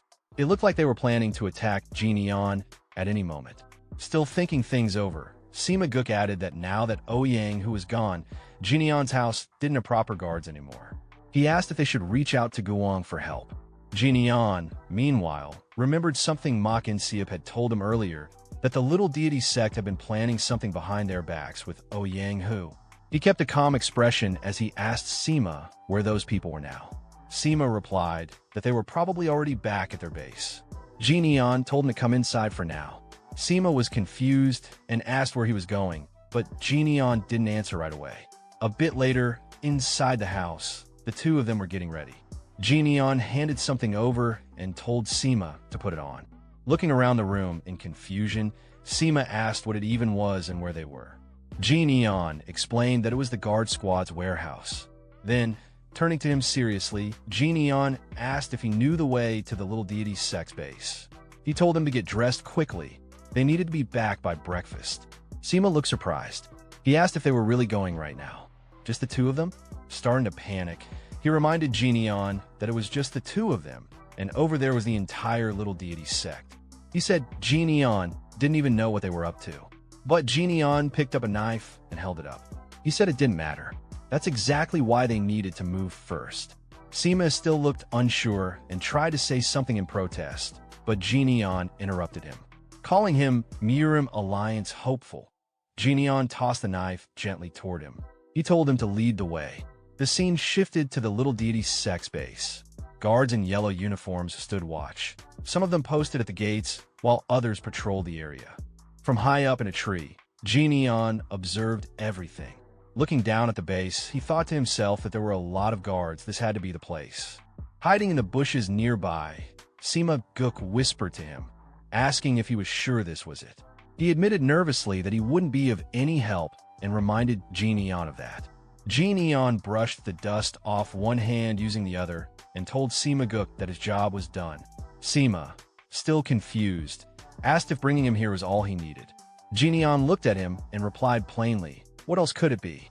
Sima looked toward the guard station inside and asked how they were supposed to get in, with the place crawling with security. He asked if Jineon had some brilliant plan. Jineon simply closed his eyes and said that for today, they'd do it his old way. He walked straight up to the door and kicked it open. As he looked around at the guards, he thought about his past life, about how Dan Wusong never backed down from a fight. Not when he was a child, not as an orphan surviving in the martial world, not even after earning the title of King of Fists. Now, back in the present, he looked at the guards in front of him and thought to himself, Dan Wusong was someone who enjoyed a good fight. Without hesitation, he walked forward and pointed toward a building, asking the guards where their sect leader was. One of them yelled back, calling him crazy for barging in and talking nonsense. But before the man could finish, Jineon snapped his neck and told him not to make him repeat himself. He dropped the body on the ground. That was enough to provoke the others. All the guards rushed toward him with swords, shouting at him, asking if he even understood where he was and who he was messing with. Just then, a voice called out from an upper floor. A man, holding a girl in his arms, looked down and asked what all the noise was about. He spotted Jineon and smiled, asking who he was. Jineon replied calmly, he was an assassin. Then he asked if the man was the head of the lesser immortal sect. The man, amused, asked what if he was. In his head, he was trying to figure out who Jineon was. He thought it was the first time he'd seen an assassin come in through the front door. Then he noticed Jineon's hands and remembered what one of his men had reported earlier. The kid fought with his fists. He asked Jineon if he was the heir of the Galaxy Merchant Guild. Jineon replied, "And what if I am?" The sect leader stroked his beard and said he didn't expect someone so important to show up personally. Then his tone shifted. He said that in that case, he wouldn't hold back. Suddenly, a net dropped down above Jineon, but he dodged it easily. The guards shouted to get him. Jineon, now surrounded, thought to himself that it had been a long time since he fought a group like this. Maybe not since back then. He grabbed the net and swung it, using it as a weapon. As he took down enemies one by one, he thought to himself that even if his current body wasn't what it used to be, the thrill of battle remained. He tore through them easily, breaking weapons with no weapon of his own. Despite all that, he smiled to himself. This was actually starting to feel fun. The remaining guards hesitated. Some asked who he even was, shocked that he was fighting like that without a weapon. Just then, a sharp object flew past him and sliced his mask and cheek. Blood trickled down as he wiped his face. He looked in the direction the projectile had come from and asked if someone was trying to show off their fancy gear. The sect leader answered with a smirk, saying he didn't usually like using expensive tools, but he'd make an exception for Jineon. He raised a crossbow and aimed. Two guards grabbed Jinion's legs for both sides. The sect leader told them to hold him down. One of the guards grabbing him thought to himself that he was definitely going to die today. The sect leader aimed and told Jinion that even if he was good with fists, there was no way he could dodge this. More men appeared beside him, each holding crossbows. He gave the order to fire. Jinion stood still as the arrows came flying toward him. In his mind, he noted that the sect leader clearly didn't care if his own men got hit. Even someone like Darkblade would be speechless at this reckless tactic. Suddenly, Sima Guk shouted from behind and threw a knife toward Jinion, yelling for him to catch it. Jinion caught the knife midair and deflected every incoming arrow. The sect leader, watching in shock, realized that Jinion had blocked them all with just that one dagger. Jinion turned to look at Sima Guk. Sima looked confused, but then Jinion gave him a thumbs up. Sima Guk returned the gesture. Then Jinion gripped the knife and threw it. It scratched the sect leader's throat before hitting the wall behind him. Jinion told him calmly that he didn't usually use blades, but made an exception for him. The sect leader, clutching the small wound on his neck, cursed under his breath and called Jinion a psycho. He turned to his men and yelled at them for just standing there. He ordered them to kill Jinion immediately. But before they could react, Jinion dashed forward and closed the distance in an instant. The sect leader could barely process what was happening. Jinion was already in front of him. Jinion readied his fist and said that his real strength was in his fists. The sect leader quickly pulled the girl in front of him, trying to use her as a human shield. But Jinion didn't stop. He used his lightning martial arts to strike with force. The explosion from the impact shook the room. As the dust cleared, Jinion was holding the girl safely in his arms. He gently let her go and told her to stay back. The sect leader sat on the ground, shaking from fear. He looked up at Jinion and wondered what kind of person he really was. If Jinion was the heir to the Galaxy Merchant Guild, he should be a young man, but the way he fought felt like someone who had survived countless battles. Jinion looked down at him coldly and asked what he was staring at. Did he have something to say? The sect leader tried to save himself. He laughed awkwardly and offered money. He said he had plenty stashed away and promised to reward Jinion generously if he spared his life. But Jinion stepped on him and told him to stop putting a price tag on people's lives. He pulled back his fist and said he didn't need any of it. The sect leader could keep his money. Then Jinion drove his fist into the man's chest, piercing through his heart and killing him instantly. The room fell silent as everyone looked on in shock. Jinion pulled his hand back out and glanced at the body. He muttered one final word as he looked at the corpse. Filthy. That's it for today's video. I hope you enjoyed this manhwa. Thank you so much for watching, and I'll see you either in a new manhwa recap or in the next episode of this one. Until then, take care and bye-bye. As morning arrived, the protagonist, his friend Sima Guk, and the girl he had recently saved were walking together. Along the way, Sima Guk turned to Jinion and mentioned that he would be taking a different route. He offered to escort the girl instead. Jinion agreed and entrusted her to his friend. Sima Guk and the girl then walked away from Jinion. After a short while, the girl looked at him and asked if he was young Master Sima Guk. He was surprised and asked how she knew. The girl chuckled softly and explained that she had seen him at Danhyang multiple times. She also added that since he was clearly close with Jinion, it wasn't hard to figure out. Understanding her point, Sima Guk nodded. The girl then gave a respectful bow and thanked him for what he had done that day. She promised that if he ever returned, she would serve him a bottle of top-grade rice wine as a token of gratitude. Sima Guk waved her off casually, saying there was no need. He hadn't done anything noteworthy. He also mentioned that he didn't plan to visit the pleasure quarters anymore. The girl looked at him and commented that he had truly changed. He responded briefly, then glanced over toward Jinion and added that he, too, had to change, especially since his friend had changed so much already. Meanwhile, Jinion was walking toward his home, thinking to himself that it was time for breakfast. Some time later, after finishing his bath, he stepped into a room where a table full of food awaited him. He invited the two bald men he had brought from the entertainment district to eat, encouraging them to be comfortable. The two men gratefully accepted and responded politely. Jinion, in a gentle tone, told them not to hold back and to eat freely whenever they were hungry. One of the men expressed amazement at the generosity of the trading company. while the other jokingly asked if eating 7 meals a day was acceptable. Jineon calmly confirmed that it was. As they chatted, the two bald men noticed Jineon's wound had already closed. They asked if he had been all right the previous night. Jineon gave a vague response while holding his chopsticks, but in his mind, he reflected on the situation. He realized that the sudden incident had shaken his core, something that wouldn't have happened in his previous life. This made him recognize the need to grow stronger. He understood that if he truly intended to protect the merchant group and stand against magic users, ordinary training wouldn't be enough. He needed something beyond conventional methods. Just then, a voice from outside his door informed him that a delivery had arrived. Curious, Jineon acknowledged it. A servant girl entered and placed a box on the table. As he opened it, he muttered that he hadn't been expecting anything. Inside was a letter from his friend, Gu Wong. The letter explained that after they had parted ways, Gu Wong had stopped by a tavern, had a single drink, and then left. He jokingly called it a sign of real progress. Jineon smiled as he read it.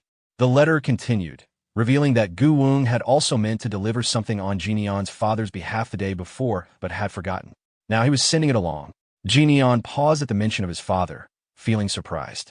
The letter concluded with Gu Wong saying he would leave the item with Jineon and asking him to help watch over their escort agency once he had become stronger. As Jineon examined the contents of the first box, he immediately recognized what was inside. It was a piece of century root. Judging by its appearance and condition, it had likely been aged for 4 or even 5 centuries. He estimated that, with a bit of luck, it could help him raise his White Lightning 10-stage art to the 5th level. Holding the root in his hand, he reflected on the moment with quiet appreciation, realizing this was the kind of gesture that showed the true value of having a good friend. He then turned to the next box placed beside him. Inside was another letter. This one was addressed from the Teiho Trading Company. The letter spoke of a long-standing trust and friendship with his father and a gift offered in honor of that bond. As Jineon processed the message, he recognized the name of the firm. It was one of the wealthiest and most influential trading companies in the Central Plains. He realized his father must have reached out to them personally for assistance. The depth of that gesture and the effort behind it caught him off guard. He hadn't expected such care and foresight. Inside the box was a bottle, and as soon as he saw it, he was struck with surprise. It was pure, void stone milk, a miraculous elixir that martial artists could only dream of acquiring. It belonged to the same legendary tier as the 1,000-year spirit fruit, moon elixir flower, and 10,000-year snow ginseng. All of them were incredibly rare and nearly impossible to obtain. Jineon brought the bottle close and inhaled its scent. There was no doubt it was genuine. Even in his previous life, he had only managed to taste a few drops of it. He found it hard to believe that a merchant had managed to acquire something even top martial artists struggled to find. Turning to the two bald men seated nearby, he called out their names, Myongbo and Jinbo, and handed each of them a portion of the medicine. One of them immediately prepared to begin circulating his chi, asking the other to guard the room and eat later. As he accepted the dose, he asked what it was. Jineon simply told him it was good for the body and warned him not to lose it, emphasizing its rarity. Surprised by the comment, the man stood up and walked over to a nearby storage room. Opening the door, he gestured inside and revealed stacks of similar rare items, all prepared for Jineon. Seeing this, even Jineon couldn't help but be taken aback. A smile formed on his face as he silently acknowledged the simple truth. Money really was a powerful thing. 2 hours later, Jineon was seated cross-legged in his room, meditating. As he consumed the elixir, he noted its taste, bitter and without aroma. It reminded him of martial arts itself, bitter in the beginning, with no immediate reward. Training was painful, and often it felt like there was no progress at all. Soon, his body began to react. A strong heat spread through his core. He recognized that in his past life, his body would have already broken down under this intensity. Fortunately, he had taken the time to strengthen himself beforehand. A sharp pain surged through him, intense enough to force his eyes open. It felt as if his entire body was burning. The more he tried to suppress the pain, the more fiercely it fought back. Realizing resistance was futile, he changed his approach. He would push through it instead. With that decision, a wave of powerful energy burst out from his body. Some time later, Jineon exhaled deeply. As he examined his hand, he activated his energy with a focused gesture. Then, clenching his fist, he confirmed to himself that he had reached the 5th stage. However, a sharp smell caught his attention. He looked at his clothing and realized that the toxins released from his body carried a strong stench of alcohol. He wondered just how much the previous owner of the body had drunk for the impurities to still reek so strongly. Jineon looked down at himself and smiled softly. It felt like a farewell to the remnants of his old self. But his attention soon shifted to the glass bottle beside him. He picked it up, eyes narrowing in thought. What lay ahead wasn't going to be easy. Absorbing pure voidstone milk at this stage was like trying to form a bowl out of wet sand and then tossing it into a blazing furnace. The fragile structure was almost guaranteed to crack under the pressure. Yet, if he could endure the process, the reward would be immense. He could feel the intense spiritual energy within the elixir. It was testing him. As the dense black aura began to swirl around him, a thought crossed his mind. Perhaps he had become too greedy. Still, he clenched his fist in determination. With a powerful leap, he took off, heading toward a secluded spot to begin the next stage of his transformation. If he could overcome this trial, he knew he would emerge stronger than ever before. 7 days passed. Outside Jineon's room, his brother, Liwa Ian, stood with a troubled expression. It had been exactly a week since Jineon had started circulating his energy, and there had been no signs of movement or sound from within. Concerned, he reached for the door, but the two bald guards stationed outside immediately stepped in front of him, blocking the way. They greeted him formally. Recognizing them, Liwa Ian returned the greeting. He asked if there had been any updates. One of the men replied that there had been none, but Jineon had left clear instructions not to let anyone near. Hearing this, Liwa Ian let out a sigh, wiping sweat from his brow as confusion set in. He mumbled that even so, going this long without contact seemed concerning. Before he could finish his thought, a sudden explosion blasted through the door from within the room. The two guards quickly shielded Liwa Ian from the blast with their bodies. As the dust settled, Liwa Ian stared in shock at the sight in front of him. Emerging from the room was Jineon, his eyes glowing with lightning, energy radiating violently from his body. The overwhelming stench coming from the room made Liwa Ian recoil and cover his nose. His thoughts raced. Was this the condition known as chi deviation, something he had only heard about in passing? Panicked, all three men rushed toward Jineon. One of the guards called out urgently to him.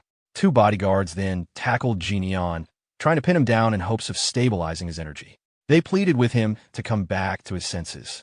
Liwa Ian tried to speak, beginning to ask if his brother was all right, but his words stopped midway. As he got a good look at Jineon's face, a chill ran through him. What he saw frightened him so much that he couldn't say another word. Liwa Ian quickly caught his brother in his arms, trying to steady him after the sudden outburst of energy.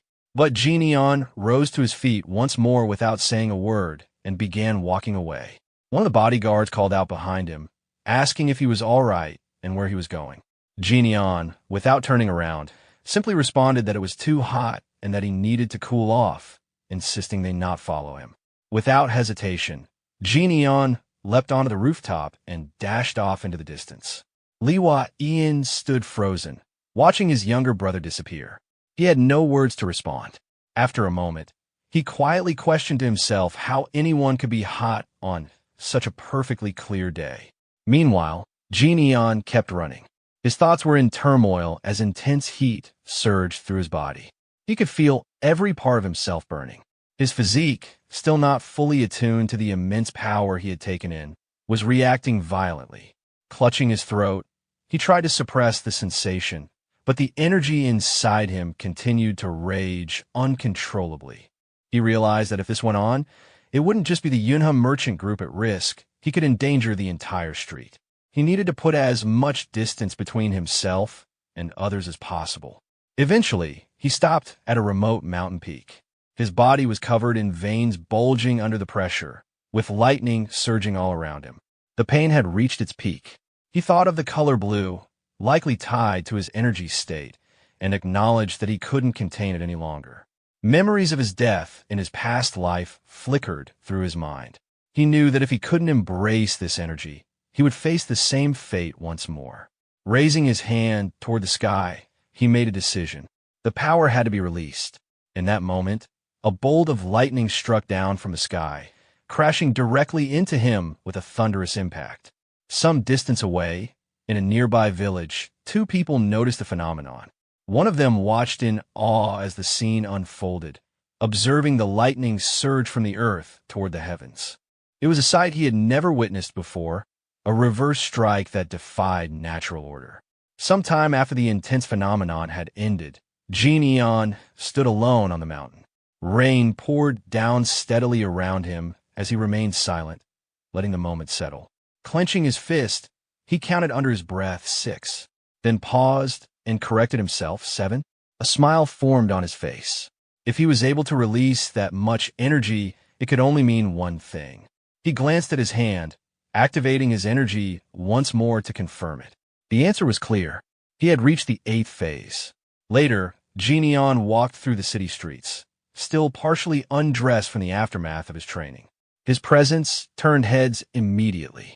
Several passers-by, especially the young women, blushed as they watched him walk by. A few whispered in surprise, wondering who the half-naked man was. Taking notice, Jian quietly thought to himself that he should at least get some clothes. Sometime after, he was inside a clothing shop, now dressed in a sharp outfit that gave him the refined appearance of a nobleman. He looked in the mirror, then turned to the shop owner and said he'd take the outfit. He asked for the price. To his surprise, the shop owner responded with a gentle laugh and insisted there was no need to pay. Jian, confused by the generosity, hesitated. He didn't feel right about taking it for free. But the shop owner explained with a warm smile that ever since Jian had beaten up the troublemaker from the Ouyang clan and the little deity sect, the streets had become noticeably safer. Fewer thugs caused problems now, and that peace had made it easier for him to bring his children to the shop. He pointed to his child nearby and expressed gratitude, saying that the free clothes were his way of repaying Jian. As he noticed the rain still pouring outside, he offered an umbrella as well. The shop owner's child walked up, holding out the umbrella toward Jian. Seeing this small gesture, Jian smiled back and accepted it graciously. A short while later, he stood outside the shop in the rain, waving back at the shop owner and his children. As he continued down the street, Jian looked around and reflected on the changes. Things truly did feel more peaceful now. In the past, he never paid attention to what the streets looked like after a fight. But now, recalling the shop owner's words, he could feel the difference his actions had made. People were safer, families were more relaxed, and the atmosphere felt lighter. Looking ahead, he saw people laughing and enjoying themselves. For the first time, Jian found himself smiling at the sight. The feeling wasn't so bad. Suddenly, his attention snapped toward a commotion behind him. Someone was running through the street in a panic, shouting for others to move aside. The man shoved someone out of the way, tried to escape from a group that was chasing him. The people behind him yelled not to let the man get away. As Jian observed the scene, he immediately recognized the person on the run. It was Chil Myung-go. His thoughts locked onto the name with surprise. The man who had been chased earlier suddenly appeared before the protagonist. With a casual smile, he greeted him, commenting on the heavy rain. The protagonist looked at him with visible disappointment, noting that he hadn't changed at all.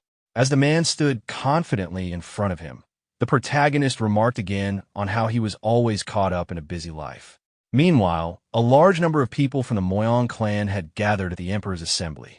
Among them, a red-haired man confidently acknowledged the significance of all the clan patriarchs coming together after such a long time. He specifically praised Ouyang Bin for his efforts. This red-haired man was Dako Myong, the patriarch of the Dako clan. In response, a green-haired man humbly dismissed the praise, saying he had only arranged the meeting. This was Ouyang Bin, the patriarch of the Ouyang clan. Then, turning to another figure, he brought up a recent issue, mentioning that he'd heard about a regrettable incident involving Ouyang Seng's clan.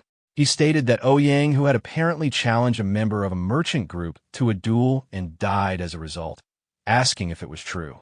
Hearing this, Ouyang Seng, the patriarch of the Ouyang clan, looked visibly irritated and surprised. Another person in the room then questioned the situation further, pointing out that Ouyang, who was supposed to be one of the more skilled martial masters of the clan. Yet another added that Ouyang, who had caused trouble with a merchant group, made a scene and ended up being severely defeated. Just then, loud laughter erupted in the assembly hall.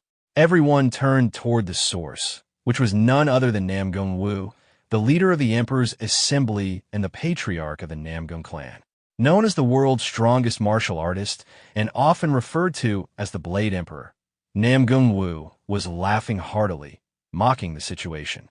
He found it ridiculous that someone from a merchant group had defeated a member of the Ouyang clan, calling it even funnier than a jester's performance. He asked if others agreed with him.